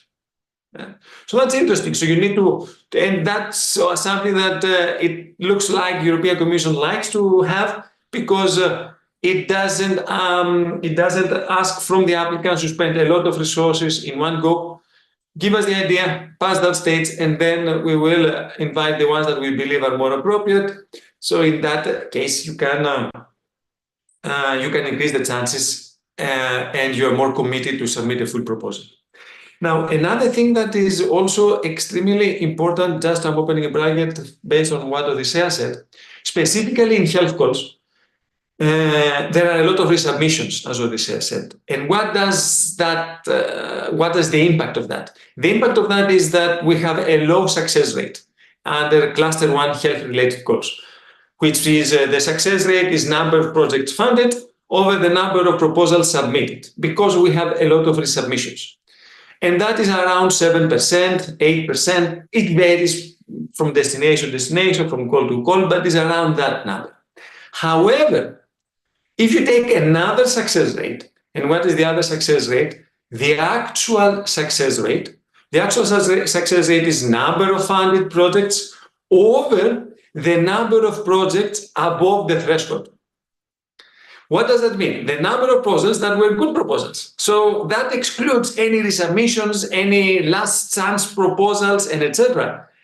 You will realize that that rate, which is I call it personally the actual success rate, the rate is 27%. So it's close to 30%. So 1 out of 3 proposals of good proposals is going to get funded. So this is something extremely important for you to know, because if you believe that you can write a good proposal, then your chances are not 7%. If you believe that you can write a good proposal, which means above the threshold, then your chances are 1 out of 3 proposals. And that's very important for the health-related calls. Now, it is important we have some calls that have been submitted under joint partnerships. So what are joint partnerships? Odysseas talked a little bit about that. These are public-private partnerships between the European Commission, between the public sector and the private sector. Each one of those 3 groups give their own money. So we have European Commission giving money from Horizon Europe. We have public entities giving from their own public budget. We have private companies that they give from their own pocket. And then we have a common fund. And that fund is managed by this public-private partnership or the joint undertaking. And these are the ones that are responsible of issuing their own calls. They have the evaluation criteria. They have their own evaluation experts. They evaluate them and they decide which ones should be funded. And we have 2 such type of calls currently open. So we have ones from the Global Health European and Developing Countries Clinical Trials Partnership. It's Global Health EDC TP3, public-private partnership, and you can see funded projects from there, so to understand. And we have also another public-private partnership, which is the Innovative Health Initiative, and we have open calls now, and that they are issued from that public-private partnership. So my advice is, if you're planning to submit a proposal in any of those calls that are issued from those public-private partnerships, check the previously funded projects just to understand their winning profile, how ambitious they were, what was their starting point, what is the end point of their development, what is the synthesis of the consortium, how many partners they had and what type of partners they had, how many researchers they had, how many from industry, how many from the public sector, policymakers. It's extremely important to understand what is the winning profile of those projects, and mainly, more importantly, for those public-private partnerships, because they might not be standard research projects. This is why I'm saying that you need definitely to check those what has been funded so far. In addition, never underestimate the value of checking frequently asked questions. We have under the funding and others portal, you will see under each call what kind of questions have been raised, but we have also under the HCN33, we have also some frequent asked questions that have been raised for the 2024 calls. Again, I know I need to change my window. I'm doing it now. So you will see here that we have what they have done is according to the info day that took place on cluster 1 health, there were questions raised. And this is important because you don't see that anywhere else. It gives you the questions that have been asked per destination. Now you know what the destination, we'll discuss that, and where to find the answer in the recordings. Yeah, so this is the recordings here, part 1, part 2, what's the whole Q&A session, destination 1. So you see here, and that's for me extremely important from the info day to check the answers on that. You don't have to check the whole session, maybe 3 hours, 4 hours, but go directly to this. If you're planning any of those, if you're planning to attend any of those destination calls. And so that's another tip, another intelligence. You see, we use public information, nothing secret, for understanding the questions that have been raised in the call that we're targeting. I need to go back to my PowerPoint presentation once more. I have to go back and forth, but that's the only way. So now, what else is important here? I want you to remember, although in clinical, in health-related projects, we don't have that clearly the TRL levels, technological readiness level, but I think they are useful to get an idea behind it, because you need to understand what should be your starting point, even in a cluster 1 health-related project, as well as the end point of your project, and also what will be in an innovation action, your starting point and your end point, more or less, as a rule of thumb. So in order to do that, I'm going to discuss a little bit more the different TRLs. So we have the technological readiness levels, and we have any solution that you develop goes from basic research when you specify something in theory, yes, from basic research up to the point that it is used in the society. Yes, I mean, you have a drug, you have a medicine, you have been thinking about describing what should be the medicine about Alzheimer's disease. It was just an idea, and then after some time, after X years, you see that in the shelves of the drugstores of the pharmacies, and it takes some time, and it takes some stages for doing that. So in order to understand where we stand, we need to specify what is our starting point of our project. So if you have an idea just to create a treatment of Alzheimer's disease based on some methodologies that you believe are applicable, but that's an idea that you just thought about it based on your own experience, then you have just reached TRL 0. This is your very, very basic starting point. And it's an idea that no one has proved that idea is valid. It's just an idea that came to your mind that you suspect that probably that could be a good treatment for Alzheimer's disease in our case. So this is TRL 0. Let's have that in our case. Then if you're describing that idea on paper and you believe, I think it could if we do it in that way, if we do that kind of experiments, if we do that kind of investigation and exploration, it can work. But you don't do that kind of experiments yet, but you just describe everything on paper, and you're validating somehow that what you write on paper is correct, then you have reached TRL1. TRL2 is when you're describing not only how that treatment is going to work, but any technologies that you might need for that. mRNA vaccines, for example, maybe that can be the technology that you need behind treating Alzheimer's disease. I'm saying now, I'm not an expert on that. You are. But if you are describing also on paper and you get somehow validation on what you write on paper is working, then you have reached TRL2.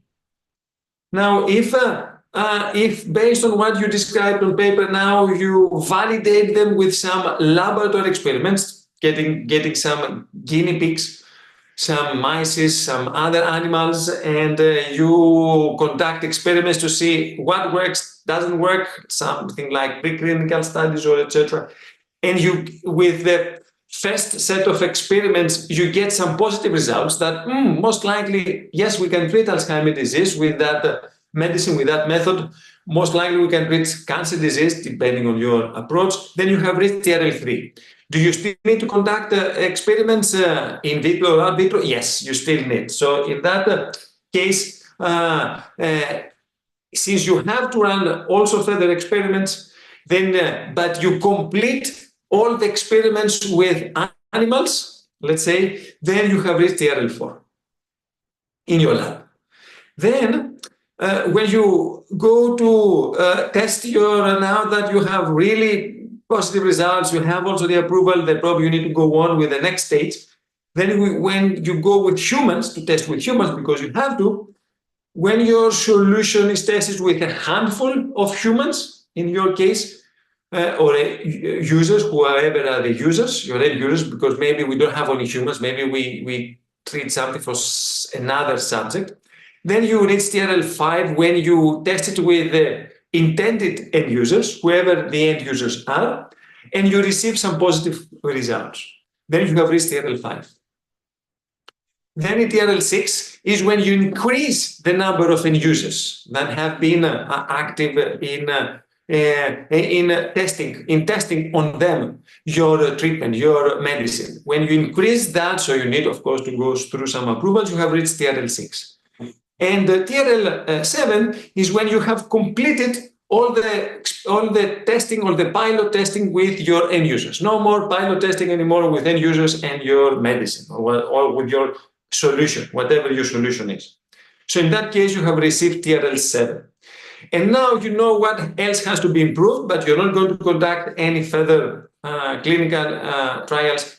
In those cases, you know what has to be completed, but there is no need of any further clinical trials. Then you completing that in your solution and you're reaching TRL8. And the last one is TRL9, where now, since the solution has received all the approvals, now is penetrating the market. And now this is when you see your solution in the market, in the pharmacy shelves, for example, then it has reached TRL9. So that's, I know that in many cases you don't see TRLs, but I think it's very useful to understand that.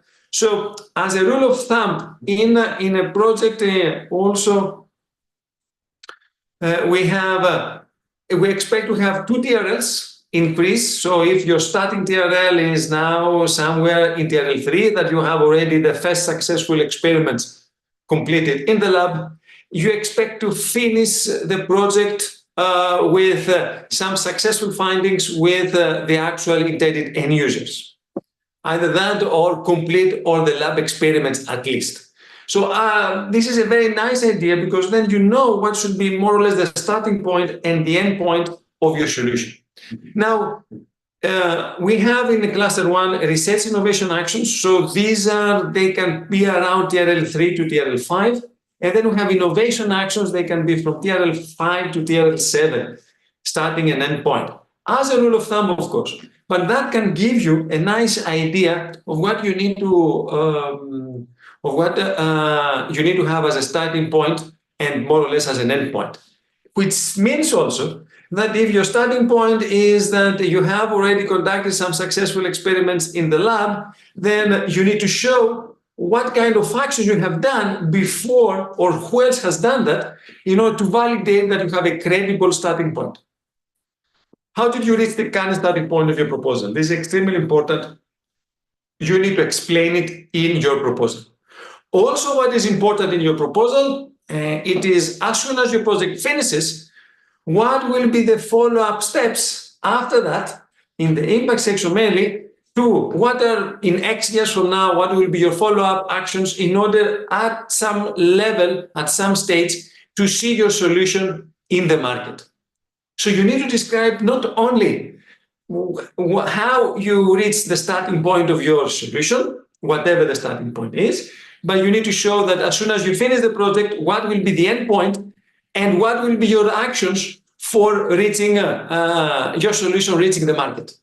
A paragraph, half a page, 1 page, but you need to think about that. That's extremely important if you're going to have a successful proposal under health. So we have that, and now we have the call categories. Well, the call categories, you've seen that we have mainly 4 groups. So we have the first stage, 2-stage submission, where the first stage is on 1st of April. So you need to submit by that time your 10 pages proposal. And then if you are accepted, you will be invited to submit the full proposal by 17th of September. And all these calls fit under that. Then we have a single stage submission with 11th of April, and all the calls that under that group, they need to submit the full proposal of 45 pages. Then we have under the Innovative Health Initiative joint undertaking call 6, we have the first stage submission to be submitted, the 10 pages, by 16th of April, and then if you pass that stage, you will be invited by 10th of October to submit the full proposal of the 45 pages. Similarly, with Innovative Health Initiative Joint Undertaking Call 7, but here this is a single call, and now you submit the full proposal. If it is 45 pages, some cases it might be 70 pages. Yes, it depends on in joint undertakings. They have sometimes different number of pages, but they have to be submitted. You might have to submit the full. You have to submit the full proposal, no matter how lengthy that is, by 22nd of May. And these are deadlines that are very critical, so you need to pay attention. Now, even if you haven't started working on the one for the 4th of April, that is a 2-stage, or for the one on the 16th of April, it's just 10 pages, so you can even start working now. Yes, this is what can be useful. In your case, because it's just 10 pages. Now, the one that you need to submit the full proposal by 11th of April and you haven't started yet, that means that you need to really speed up now. So it's up to you to see whether you will be able to do that. For the other one, that's a single stage for the 22nd of May. Okay, that's okay. If you start now and now start working on it, there will be time for that and to submit the full proposal by that deadline. There is some time on that. And now what I have is I have grouped per deadline and per cluster the available current calls. So this is, I think, extremely useful. I don't think we need to go to each one of them separately.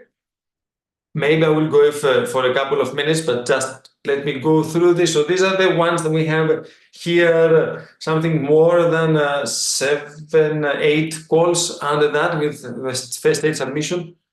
Then for a single stage submission, we have these 5 calls. Then for, again, under the joint undertaking, the IHI, we have 3 calls, single stage, first stage submission and then second stage submission. So it's a 2-stage submission. And then we have the deadline for the full proposal on joint undertaking, but it's just 1 single stage submission, so 1 full proposal to be submitted, and the deadline is 22nd of May. Now, if you check any of those calls you will see. I will go through this one now just very quickly before our break. And again, we see here the call, that's the call. Yeah. You see here the expect outcomes. What are the expect outcomes? Do you remember? Expect outcomes are the short-term benefits, what you have to develop by the end of the project. And it says here that you have to achieve all this. All these are the short-term benefits related to your project have to be achieved by the end of the project. Yes, you need to achieve that. You need to have some strong evidence that that has been achieved, and you need to have already some patients, patients that have benefit from that. Then you see here the scope. And remember what I said about the scope. Here, the first paragraph that you will read, it actually gives you a challenge or an opportunity or both. This is what we have here, and we read from this. So this is the challenge that our project has to address. And we see that mainly in the first paragraph of any code. Then it says that these are the project, it shows you how you're going to address that challenge or how you're going to explore that opportunity. So these should be your project objectives. Yes. And also all of the following objectives. It doesn't say some of them or several of those. It says all. So you have to address all. It's also very important to see that says here proposals should build on relevant, completed, and on ongoing initiatives in the field. Cordis. This is what it says here. Go to Cordis. Identify all the projects that have been active. See whom you can collaborate with. Get some MOUs with those. If you haven't done that and you are involved in any of those, you need to make sure that you have some liaison with the relevant completed projects. Go to Cordis, put the key research here, the key research words that we have: post-market clinical performance of medical devices. This is something that we want to have. Yes, or methodological frameworks for clinical performance evaluation. Yes, these are things that also this is addressed as keywords, and try to have them here. Okay. So let me see whether we can go ahead. Also, the topic destination, you will see here the long-term benefits, what has to be achieved X years after the end of the project, not by the project end, but sometime after the end of the project. So you see here that one or several of the following, so it's up to you to decide which ones. And we have here, these are the long-term benefits that are expected from all the projects that are funded under this code. And this is exactly how you're going to read all the codes. Now, if you scroll a little bit down, you will see that there are here frequently asked questions. So in addition to the ones that I've just shown to you with H and N, so that's one that you check it if you're planning that. So you always check the frequently asked questions. You check for the updates. Sometimes there is something important. Other than that, so you read the frequently asked questions, you study the expected impacts, and you scrutinize the call topic description, all of it. You scrutinize it and you read it word by word. Okay, we can have just, if possible, a 5 minutes break, if possible, so we complete the agenda, because already David from European Commission is with us, but maybe since you have been following us for more than 2 hours, if it is okay to have just 5 minutes, and then we can start our session as it is planned at 4 o'clock Turkish time, 4 o'clock Turkish time, if possible. So in 5 minutes time. If you have any questions, let me see. I will see whether I can answer them. Well, these are in Turkish, so no. If they are applicable to me, please let me know. Nevertheless, let's be back in 5 minutes. Thank you, Kemal, for putting that.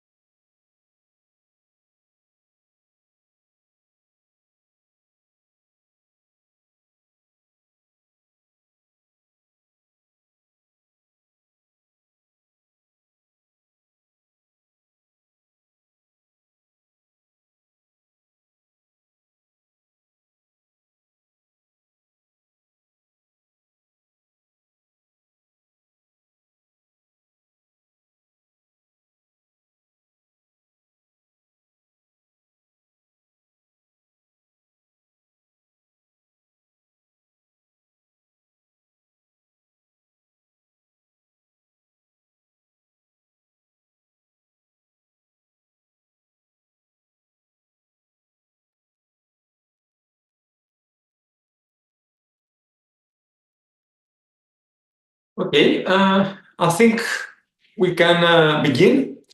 So thank you, David, for having you in our webinar. It's a great pleasure to have also the European Commission views on that. So you have half an hour. Please feel free to give us your insights, your perspectives on behalf of the European Commission related to the health open calls. Thank you. Thank you very much. I will share my screen or try to share my screen now. Just let me know if you see it. Yes, we can see for the time being. Let's see whether there is this, because we don't see the slides view. Yes. Yes, now Perfectly. it's Thank you. better. Great. Okay. Thank you. So thank you for inviting us to this meeting.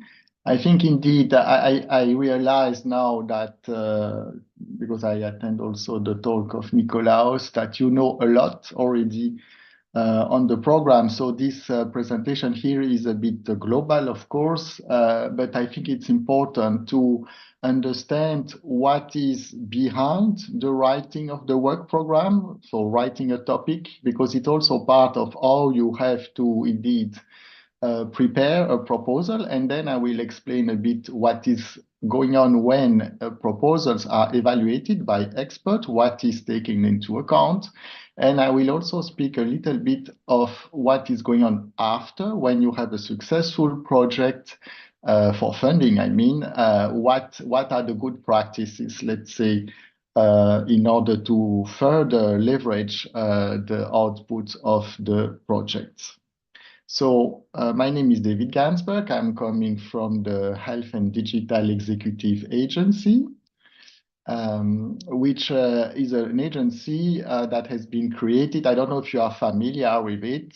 Has been created in April 2021 on behalf of the Commission to manage the funding programs, and in particular, ADEA is dealing with not only health, but also digital, food safety, industry, and space programs. The total budget that is managed by ADEA at the moment for the Horizon Europe framework program is more than 20 billion euro. And you see here again the different areas covered by ADEA. Myself, I am from the unit Health Research.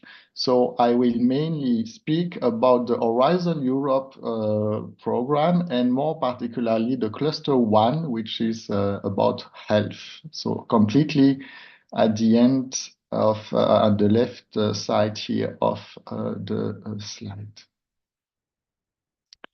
And this is the sharing of the 20 billion euro budget between the different programs. As you can see, health program receive a lot. More than half of the budget is going to health activities, either for the EU for Health program or for the Horizon Europe Health Cluster program, which is where I'm coming from. And what is also important to understand is that there is the relationship between European Commission and the agency. So the Commission defines the policy, which is indeed not only driving the work program, preparing the strategy for the future as well, and select the projects for funding, while ADEA is more operational and turns policy into action in the sense that it manages all the project life cycle, from organization of the call for proposals to the evaluation, and then preparing the grant agreement and following up the project until its completion, supporting the project with communication activities, and providing feedback to the Commission on the results of the projects.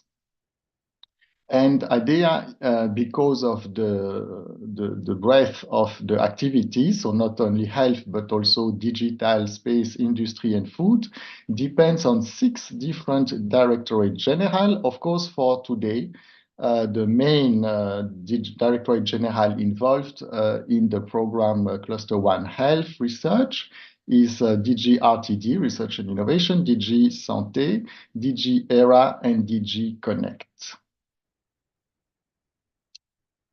So that's a recap of what we are doing. So we are not only dealing indeed with the work program health, but also the cancer mission, which is a separate work program that applies, of course, also to health.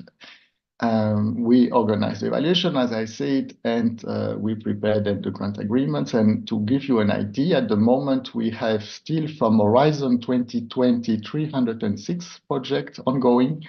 And for Horizon Europe, we have already more than 391 projects ongoing.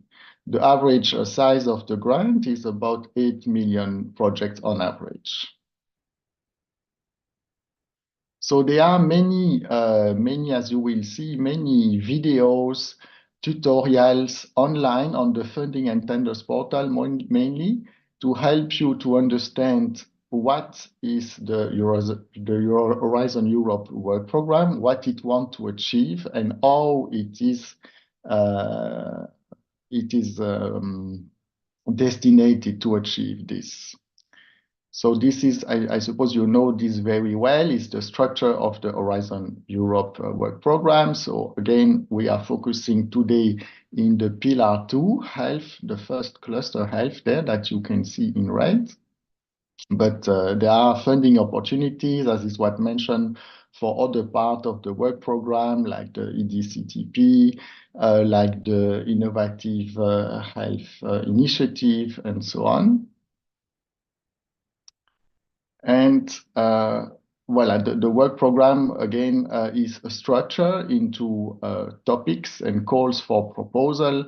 And what is, I think it was very well mentioned by Nikolaos, so you have to read, when you apply to a specific topic, to read the scope, to read the expected outcome, the expected impact, the type of action that you will apply for, and also the budget, because the budget gives you an indication of sometimes how many proposals can be funded. So you have not only the estimated budget for each proposal that is mentioned, expected, let's say, but you have also the global budget for this topic at the end of the work program. So you can already know from the start how many proposals, more or less, will be able to be funded in a specific topic. And this is a slide on the link between the policy priorities and the project results. And as you can see, at the start, the EU is defining a strategic orientation that will lead indeed to expected impact and outcomes, while the applicants, they have to go backwards in a way to, when they apply, they should anticipate what could be, with a certain project, the expected outcomes and impacts further on. So they have to do that, and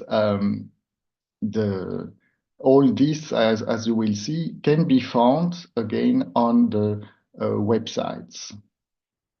So the health cluster is divided in destination into 6 destinations. I think this was also mentioned before. And the cancer mission is a separate work program, as I said, that is a bit more specific and aims to understand cancer or to prevent the cancer, or to optimize the diagnostics and the treatment, or to support the quality of life of people living with or after a cancer. And throughout the years, so the mission cancer started in 2021, but the first call, in fact, were evaluated in 2022. And there will be a new, as we will see, publication of a work program for mission cancer later this year. So again, it has been shown, I think, before. At the moment, what I can mention concerning the collaborative research is that we have a two-stage call ongoing. So the first stage of the two-stage was done last year. And now the second stage is the evaluation of the successful proposal of the first stage. And so we are expecting the new version of the first stage, let's say. So the first stage is only 10 pages. So the second stage is 45 pages. So these are area actions, and we expect by 11th of April this to be submitted. In parallel, we have a single stage call with 5 topics, and this also we expect that this is submitted by 11 April 2024. And as I mentioned, for the cancer mission, we expect that the work program for 2024 will be published in April. So the basic principles for funding collaborative research is that the Commission prepares a 2-year work program. Until now, it was always for 2 years, and with a possible revision amendment on the second year.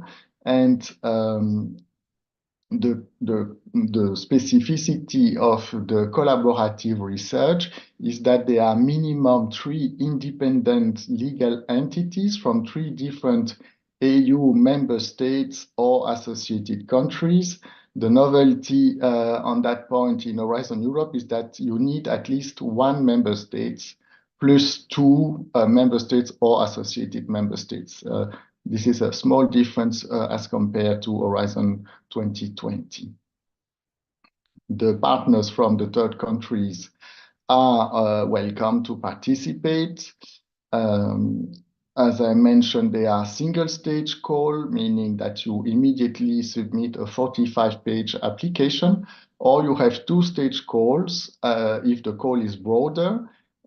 So at the first stage of the 2-stage call, you apply with only 10 pages.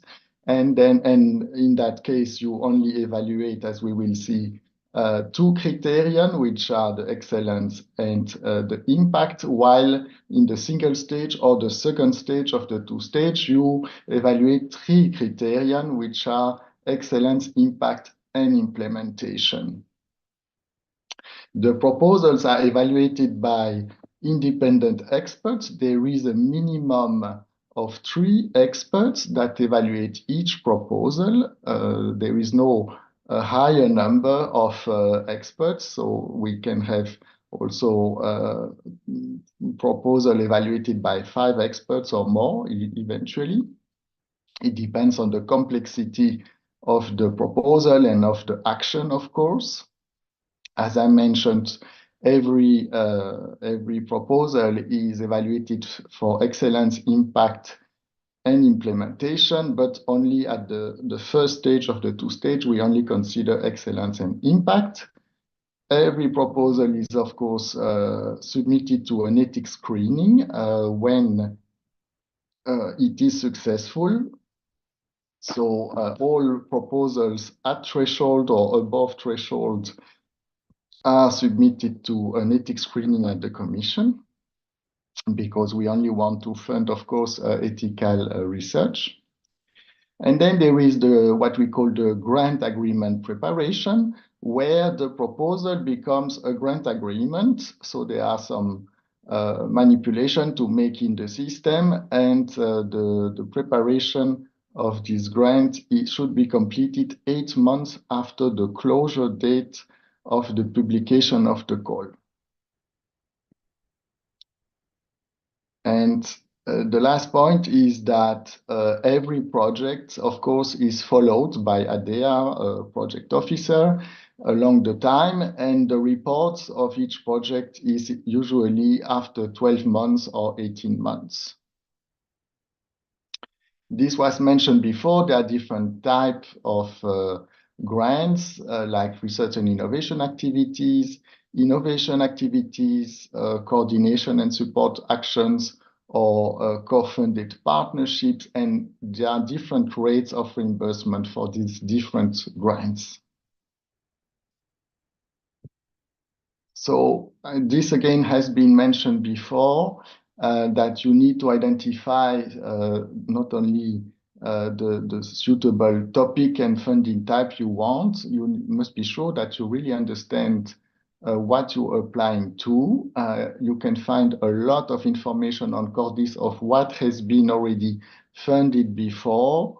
And all these links here indeed will help you to understand better how to participate, how to register your organization as well. And the last point here is how to become an expert evaluator, because if you don't want necessarily to immediately apply, you could also consider to become one of our experts. So in the funding and tender portal, you have a tab where you can register as an expert and enter your expertise, and then you have the chance maybe one day, if your expertise is needed, to attend the process of evaluation of proposal, which is also very useful to understand how the successful projects are selected. So again, I will give you this presentation. There are a lot of links. These links are related to info days, to questions, the frequently asked questions, indeed, that are very important in case there is a topic a little bit broad or difficult, then the Commission starts to also publish frequently asked questions directed to specific topics. So if you apply to a specific topic, be sure to also check if they are relevant frequently asked questions, because it might be very important for your application. And there is, as you will see, more and more information, online manuals. I have, of course, no time to click on all this, but you will have all these links. And indeed, the national contact point is also extremely important in the role of informing you. And also we have the info days, as it was mentioned before. And again, here, a list of resources and webinars, how Horizon Europe works, how to prepare a successful proposal, something about the lump sum. So the lump sum are coming up in the Horizon Europe work program. It will be generalized in principle for all the two-stage topics. So it will be always lump sum. And you have a tutor available online, what it is about, how it works. So the main difference, of course, is that the budget management is a bit different. It's a budget management per work package and per entity rather than a reimbursement of actual cost. And then you have also a tutor on the gender equality plan. And the IFO Day will be this year for this cluster 1 in May. We don't know yet the date.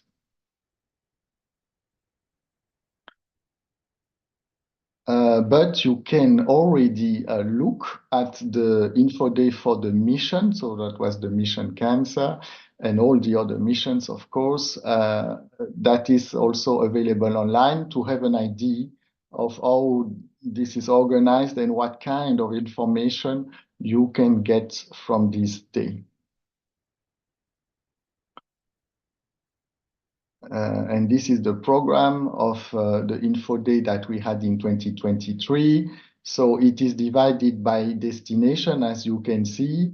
It is involving also the policy officers. So it's not only ADEA, it's also the Directorate General from the European Commission that are present and presenting the destination and the different topics there for the year to come, for the work program to come.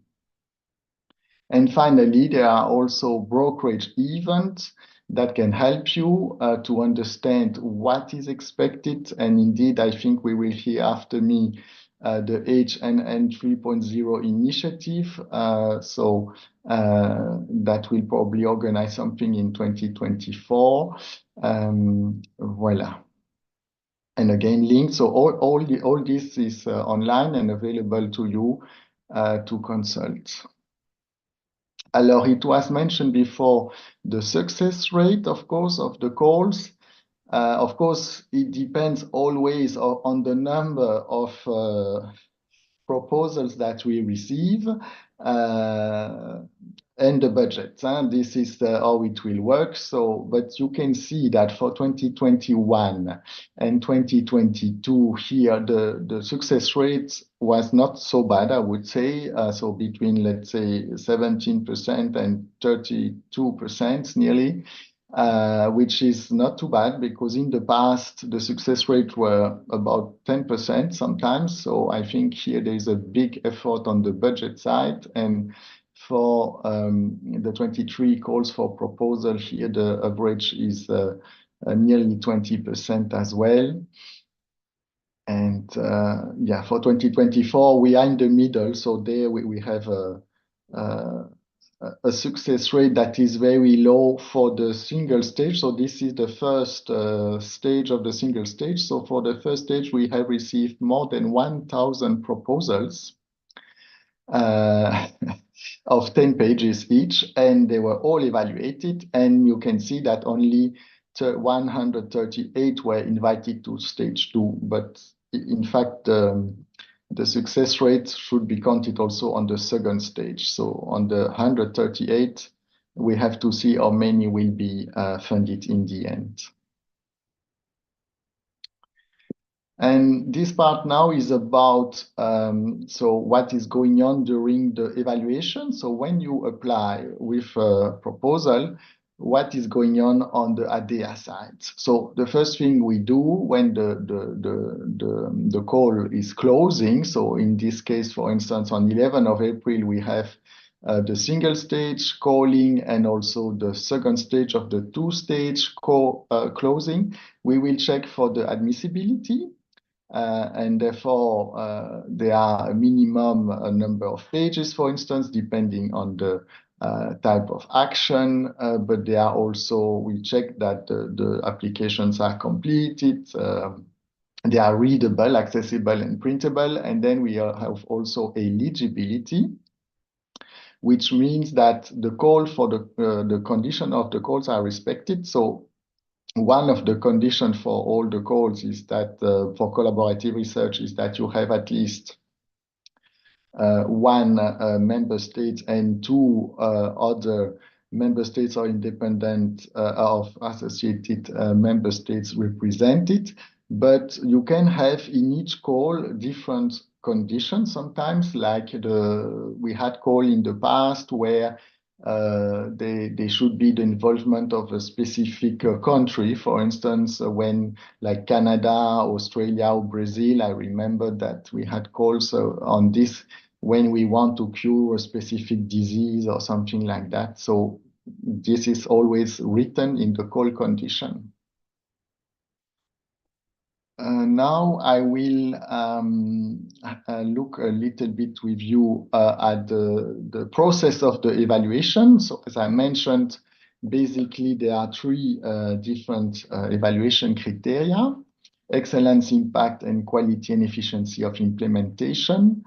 And those are listed here on these slides that you will also get.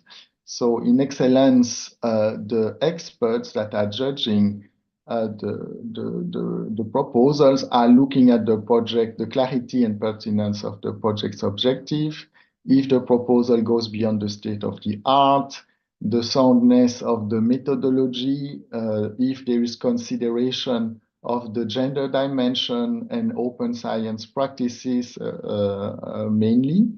And then they also look, of course, at the impact.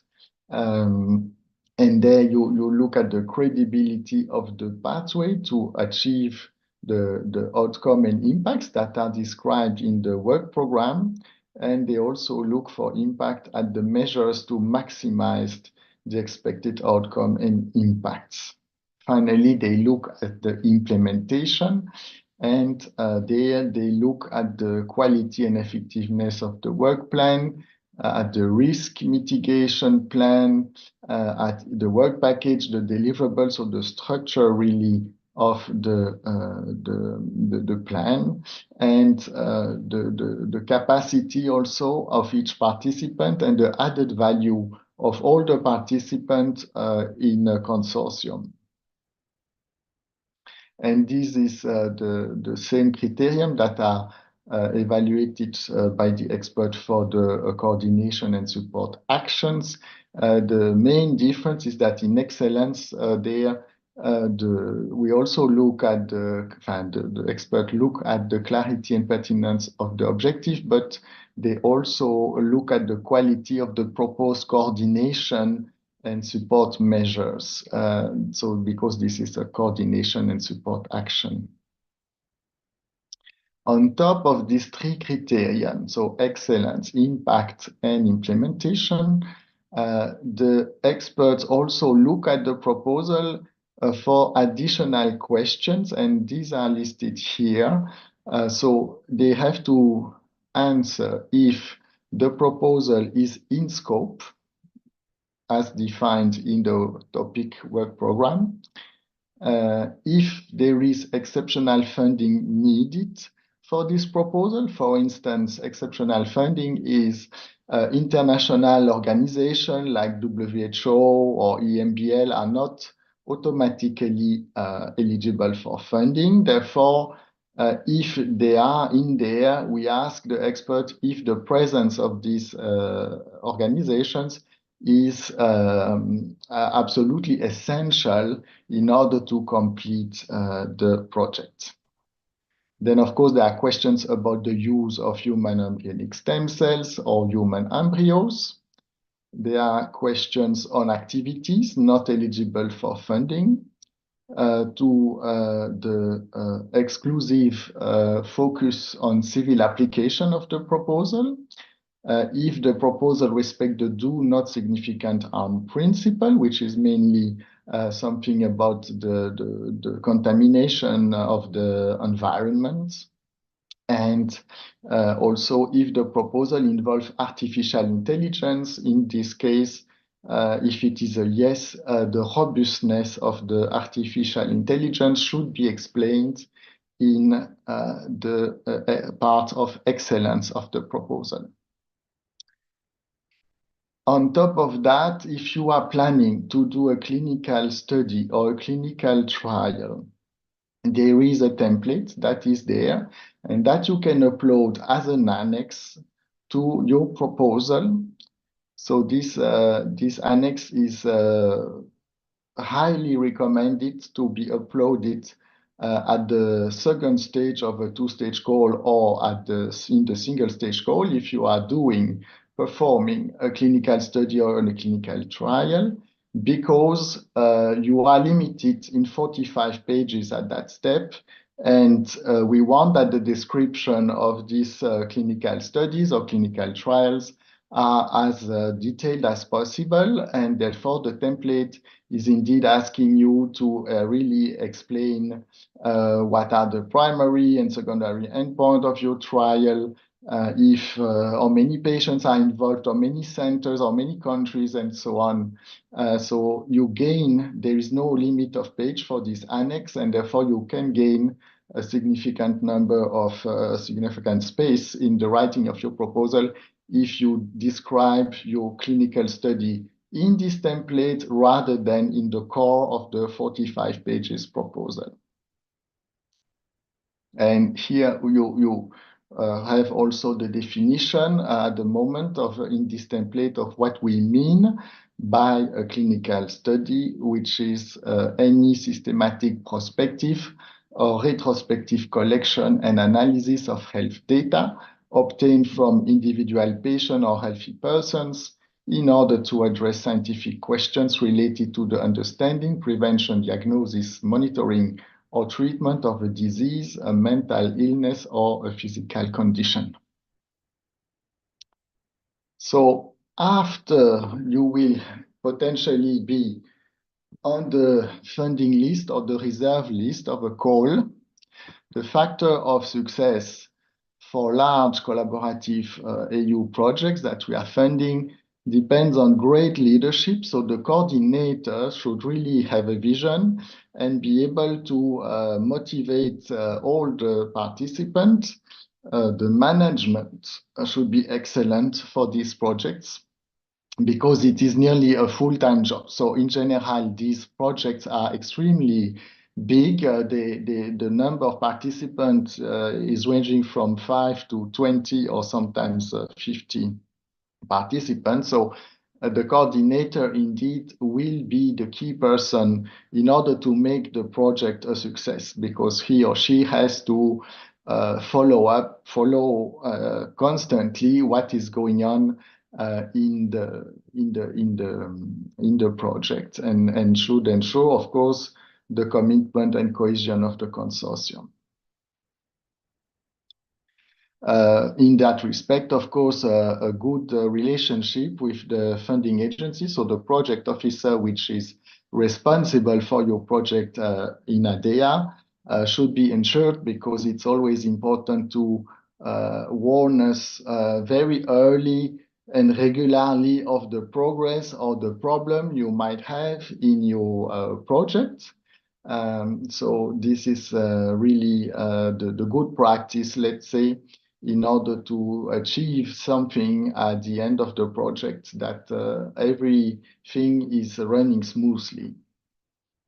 And there are many, also on the funding and tender portal, many information concerning your grant. So you should also look at this, the annotated model grant agreement, explain all the articles. So the grant agreement is not only the project itself scientifically based, but also there is a list of all the articles concerning the ethics, the IPR, and so on, that the project should obey. Other pointers for good management is indeed to be in time for the reporting obligation. So I mentioned that after 12 months or 18 months in general, all our projects have a reporting period. And therefore, you know very well in advance when you will need to send us the report for the period, and also the financial statement on the resources that have been spent during that time. And yeah, so the last point here on the track time-wise is that extensions are only granted exceptionally, and therefore the good practice is try to mitigate any delay when it happens or when it can be anticipated. Finally, of course, ethics. I mentioned the ethics before. Ethics is extremely important for the Commission. We do not fund unethical research, so ethics deliverables, when they are not submitted on time, may block your payment, unfortunately. But this is like this. We really need to ensure that ethics requirements are respected. The amendments, so every project can be amended at some point in time because a partner is leaving or a new partner is coming in. But it is important to communicate also to your project officer when this may happen or will happen, because an amendment can block the reporting period, and conversely, a reporting period can block an amendment. So you have to plan a bit in advance on that ground. And I think that this is my last slide. Yes. Thank you very much. I saw there was something in the Q&A, but I don't know. Can we apply on these webinars? And can you share the links via email? Yes, so I will send all these slides to Kemal, and so the one I showed, I think they are all in the past, so there you can only look at what happened in the past, but for the future ones, you can apply. I think this is channeled via your national contact point in general. Otherwise, I think you can find this information also on the funding and tenders portal. Okay, thank you, David, on that. Just a couple of questions before we give the floor to Bruno. Any idea regarding the new calls for 2025? There are some rumors saying that because we will have the European Parliament election this June, there will be some delays on publishing the calls for work program for the 2025 year. Is that something that is correct or not? Well, this is a big mystery. I think the Commission is trying everything they can to publish as soon as possible. But of course, political priorities are sometimes different from operational, let's say, priorities. What seems to be maybe important is that it seems the budget will be a bit reduced in 2025. And so from what I understood is that there will be less topics in 2025 than in the previous years. Okay. But that's all I know. Okay, thank you. Thank you for sharing that with us, David. And one more regarding the lump sum that is going to be the general practice, as you said, for the two-stage submission proposals. Is this something only for health-related calls or for all the two-stage submission calls? Alors, it is for, I don't remember if it is for everything. I know they want to have more lump sum project in all the programs. But there is a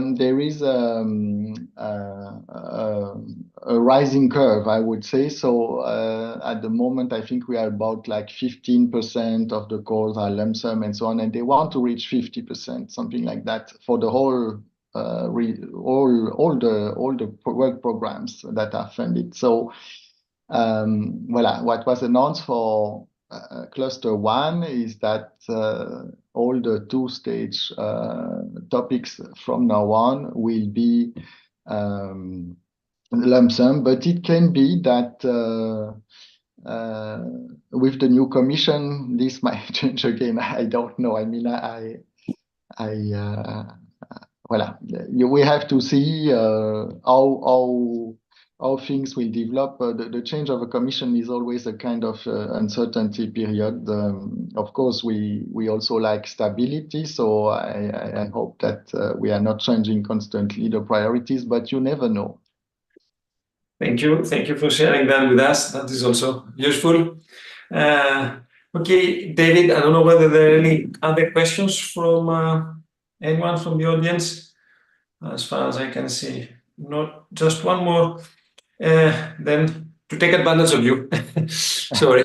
You said exceptional funding, so I understand that international organizations like World Health Organization are not eligible normally to receive funding and participate. But if there are projects that they believe that the World Health Organization plays a critical role in policy recommendations, then they can exploit this exceptional funding mechanism for inviting them and giving them some funding, or it's better to involve them as associate partners?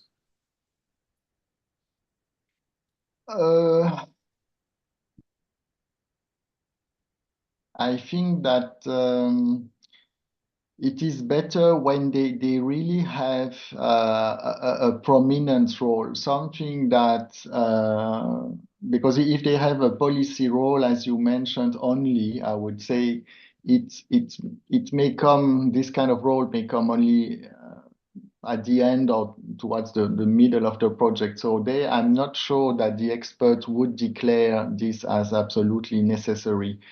But what we see in general during the evaluation is that this exceptional funding is, for instance, we had maybe, I don't know the case for Taiwan, or so when you have an institution, so also for a third country, but a rich third country, right, like Canada or from Taiwan or something like that.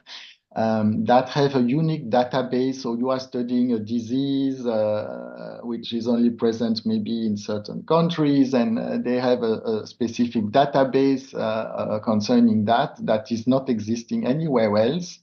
This, for instance, could be considered as an exceptional funding. So I would not focus so much for, as I said, kind of policy activities. I think this would not be sufficiently qualifying unless in the topic, it's a topic that is really mentioning that the policy is so important and so on, then maybe. But let's say for most of our calls, which are more scientific, developing vaccines and so on, there I would rather try to have, if they wish, funding something that is a bit more concrete, as I said, access to data or database or patients that cannot be found anywhere else in the world, and that are really needed for the completion of the project.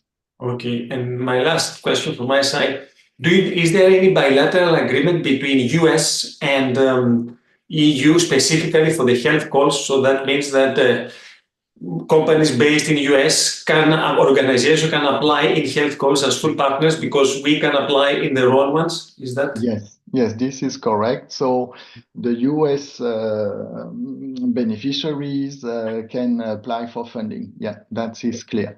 What we see, if you want to know everything about the US, is that sometimes they have a problem to sign the grant agreements, because the grant agreement says that in case of legal problems, only the courts of Belgium will be valid. And this, they have a problem with this. So we see that some successful proposals that are becoming projects, they have a problem with some American entities, not all of them, that are refusing to sign the grant agreement. And the solution then that is found is that in the end they become associated partners because the associated partners, they do not sign the grants. But they don't receive funding. That's another issue. At that moment, they don't receive money, indeed. Yes, okay. So they are able, so the point for you is that you need eventually, if you build a consortium where you have US partners, US beneficiaries, you need to warn them in advance. You can find the annotated grant agreement is on the web. You can already ask them before you apply or when you apply if they are okay with this, because sometimes it's also a matter they need to consult their legal services and so on. So, but everything is there, right? So you can already anticipate if they will be able or not to sign the grant agreement. Perfect. Thank you for that. And one question from our audience. Do you give any preference to proposals in health that they involve partners from Ukraine? No. Ukraine is eligible for funding, but that's it. I mean, there is no priority. This type of things is only true if it is mentioned in the core topic text. If there is nothing in the scope, if there is nothing in the expected outcomes about Ukraine, there is no advantage, there is no priority on this. Very clear. David, thank you for that. It was valuable, your participation. Take care. Now, let us give the floor to Bruno, that have been waiting from APRE, to present the last session of this training, to give a little bit of HNN 3.0, what it does. Very briefly, you've got already an idea, and then he will give us some insights from evaluators per se, based on evaluation summary reports. Bruno, the floor is yours, and thank you. It's a pleasure to have you here. Thanks, Nicolas. Can you hear me? Yes, we can hear you. We see your slides. We see the preparation. Now we see the slide. Okay. Perfect. Thank you. Okay. Good afternoon to everyone.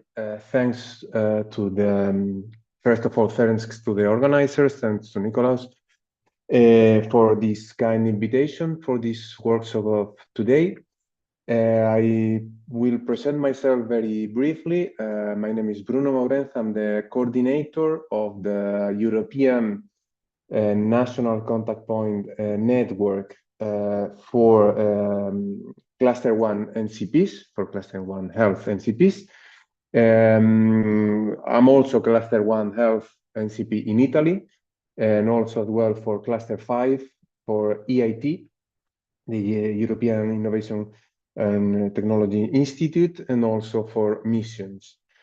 So in this around 15-20 minutes, I would like to share with you, first of all, some slides about the project, about the services that we offer to our targets, and also some suggestions, some, as Nicolas says, some comments from evaluators and some tips for approaching the proposal writing of these collaborative research projects.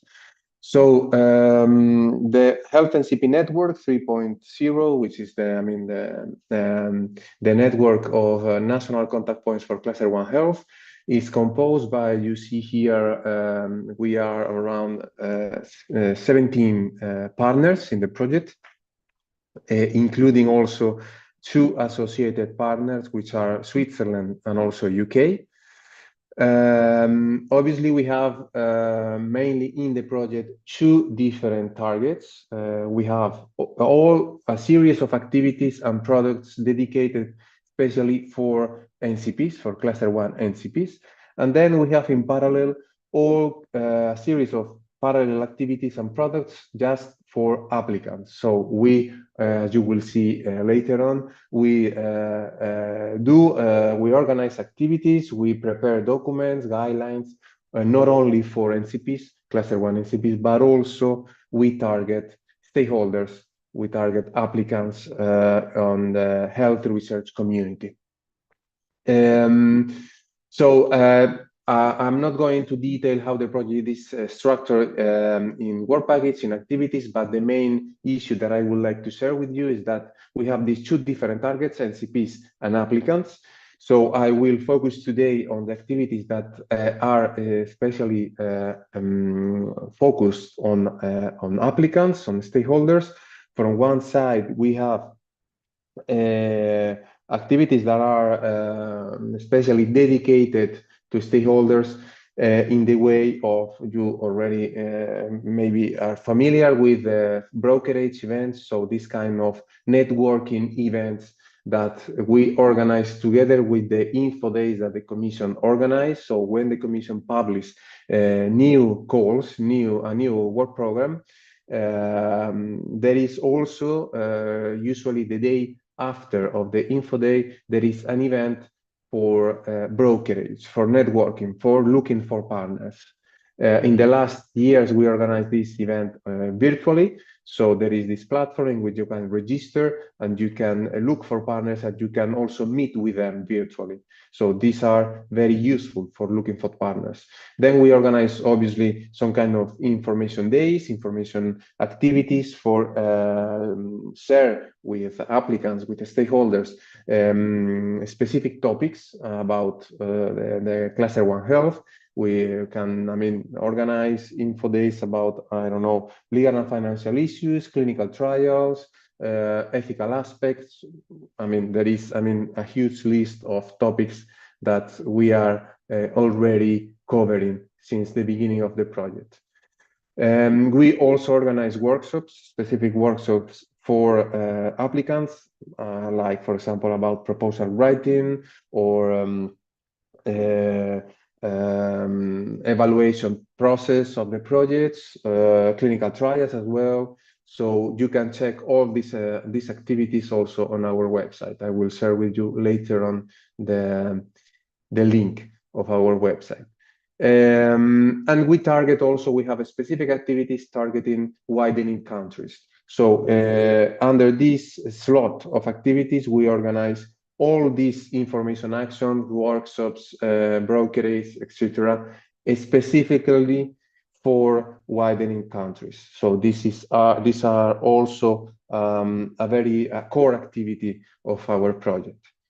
We produce also these activities also help us to produce some material, useful material, not only, as you can see, for national contact points, but also for applicants. So we have specific tasks dedicated for the elaboration of applicant toolkits. I will show you later on those that are already on our website.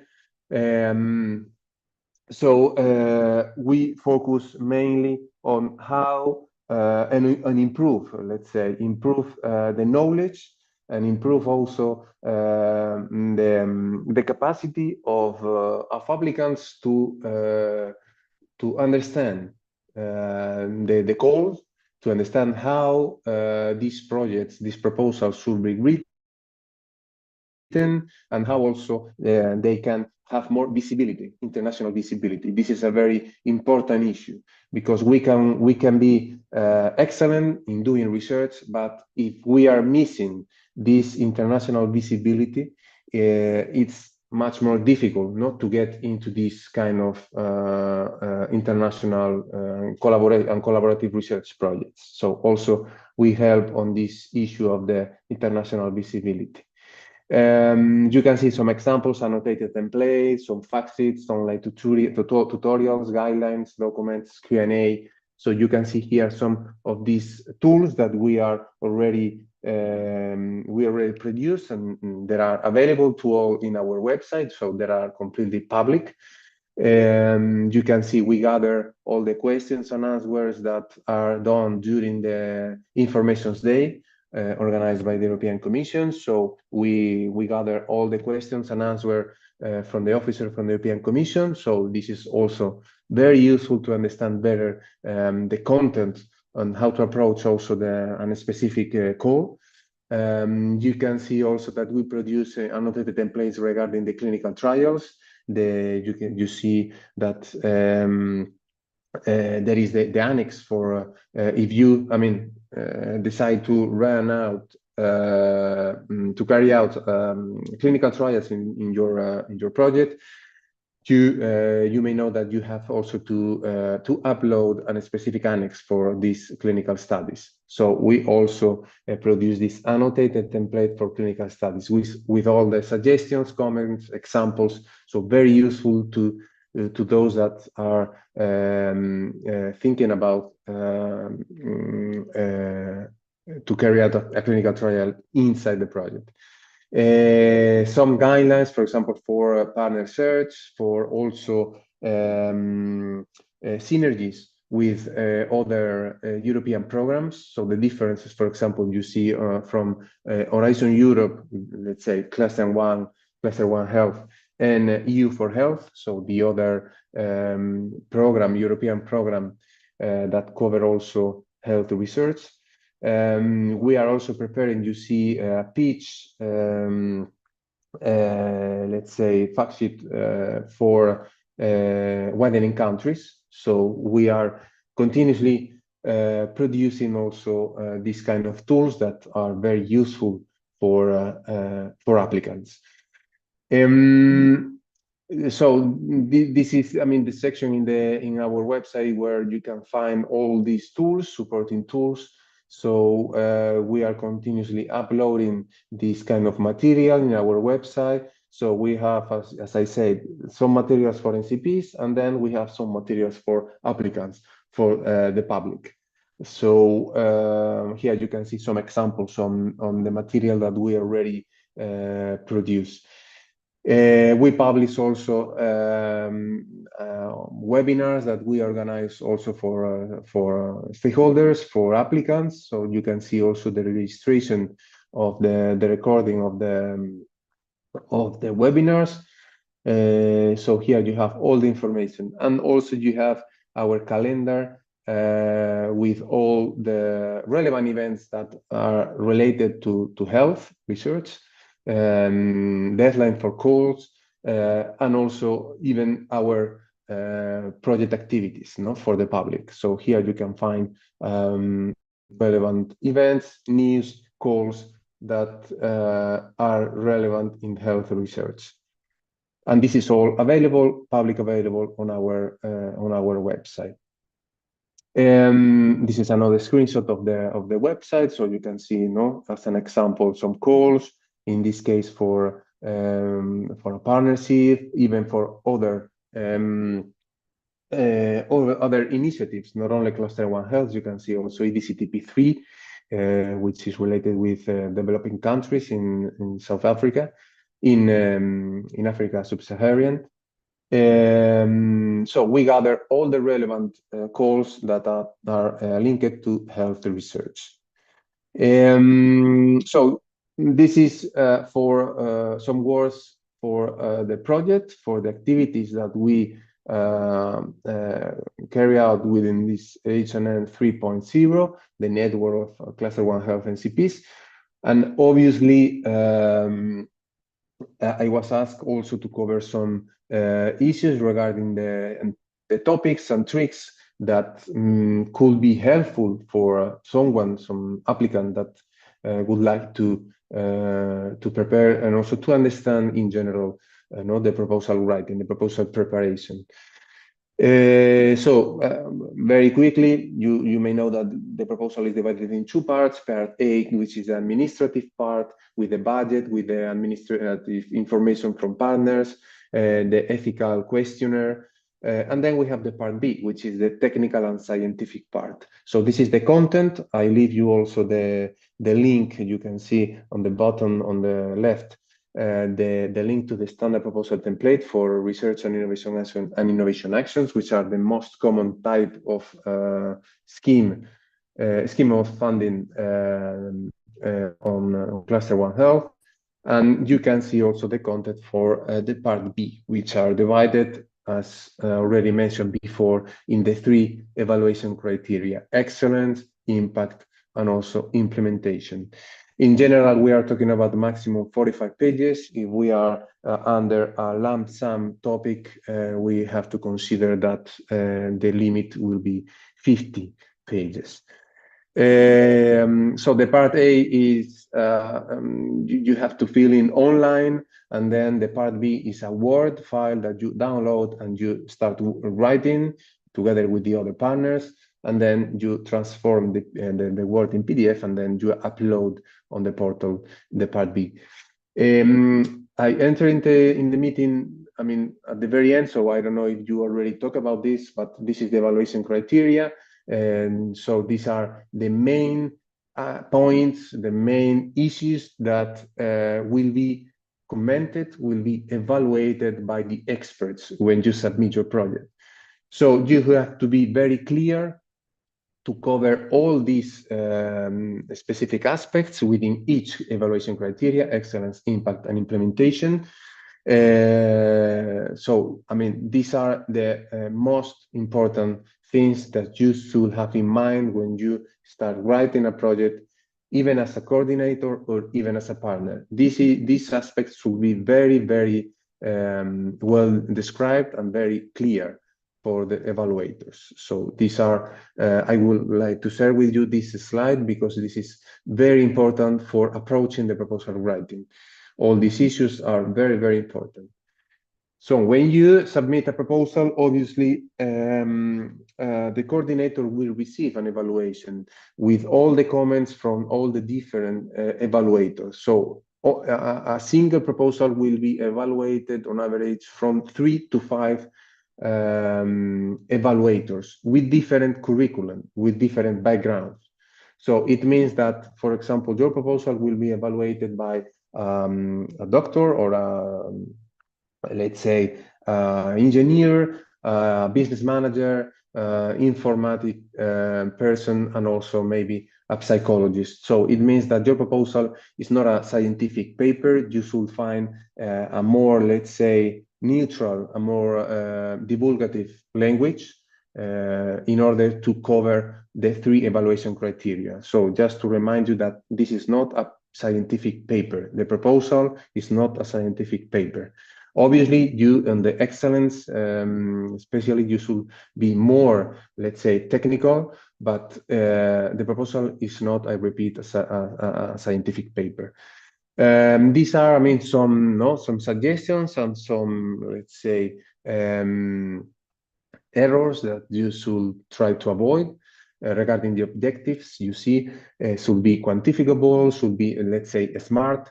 If you are thinking about to use artificial intelligence in your project, you should take care about explain the methodology that you will use regarding this artificial intelligence. You should present very clear the state of the art. You should be, present the last, let's say, fundings, scientific publications, previous projects funded in the research field of the project that we are preparing. And then obviously we should present the potential innovation of our project. This should be very clear. We are not obliged to innovate in every discipline in our project. We can, for example, use existing technologies, but maybe our objective is to find a new application for these technologies.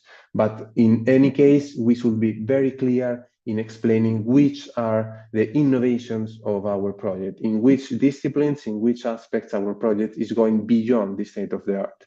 We should cover also the gender balance, the gender dimensions, sex and gender, from the scientific point of view. If we are studying a specific disease, maybe the incidence of the disease is higher on women or men, so this maybe has some implications in our research. So we should explain if there are, from the scientific and technical point of view, some difference between men and women. I share with you also some evaluations, some comments, real comments, not specifically related with the technical and scientific part of the projects. These are comments made from the evaluators under excellence section, so you can see the kind of comments that they do regarding, you see, the number of data sets and patients involved in clinical sites, in clinical pilots, the strategies from the enrollment of patients, the strategy for patients engagement, the use also of artificial intelligence techniques or methods, upscaling of results, citizen engagement. Also, you can see some comments regarding the co-creation and also the citizen engagement. Regarding the impact, also the impact is very important in collaborative research projects. So this is, let's say, I couldn't say the most important criteria, but it's very important to be very clear in which are our final outcomes and impacts of our project. So we have our objectives, we have our methodology, we have our activities, our work plan, and at the end, which will be our, you see here, our short-term impacts and long-term impacts. That should be obviously quantitative indicators. So we should use some KPIs, some key performance indicators, indicating also the potential barriers to achieve this impact, these outcomes. Exploitation also is a very important issue. And then also you can see on the right some errors in order to avoid a low score in this criteria of impact. Also here I put on the same slide some comments regarding the impact. So you can see that they cover various topics. So you can see exploitation, measurables indicators, communication activities. This is also very important in the impact criteria, the measures to maximize your impact. So all the activities that regards to the communication and also dissemination of our project's results.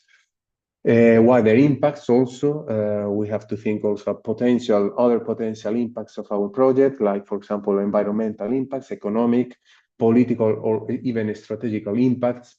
So socioeconomical impacts. So we have to think also other potential impacts beyond those that are specifically described in the topic. We have at the end the implementation, in which finally in the proposal we explain our work plan, our activities, not before. So this is the section in which we finally explain our resources, the role of our partners. We justify also our partnership. So as you may know, the partners are involved by their expertise. So this is the main criteria for the selection of partners, the technical and scientific skills of the partners. We have, other issues, like, for example, you see the reports, the deliverables, the checkpoints, which will be the milestones, the work plan that should be obviously in balance with the project duration. And then we have also some specific errors to avoid. Also, it's important here to gather all the potential risk on our project, and also to present the contingency plan. So the plan B that we will put in place in case that specific risk will appear in our project. Also here some comments from evaluators from some evaluation summary reports. So here you can see also that they cover different aspects of implementation, risk mitigation, the work plan, the diagrams, the PERT and the Gantt, the milestones, also the effort of the partners, and it should be balanced, obviously, the budget, the effort of each partner with the cost and the activities that each partner should put in place. So these are all comments, real comments from real proposals that I try to put together for each evaluation criteria. Obviously, there are not specifically, as I said before, related with technical and scientific issues, because these may vary from project to project. So these are most, let's say, cross-cutting comments, that could be present in every proposal, because there are, let's say, horizontal. So this, I think, is my last slide. I leave you here some links, for our website, for the HNN 3.0. I'm also available. If you have any question, I'm also here to reply to you. Thank you. Thank you, Bruno, for that. That was quite useful.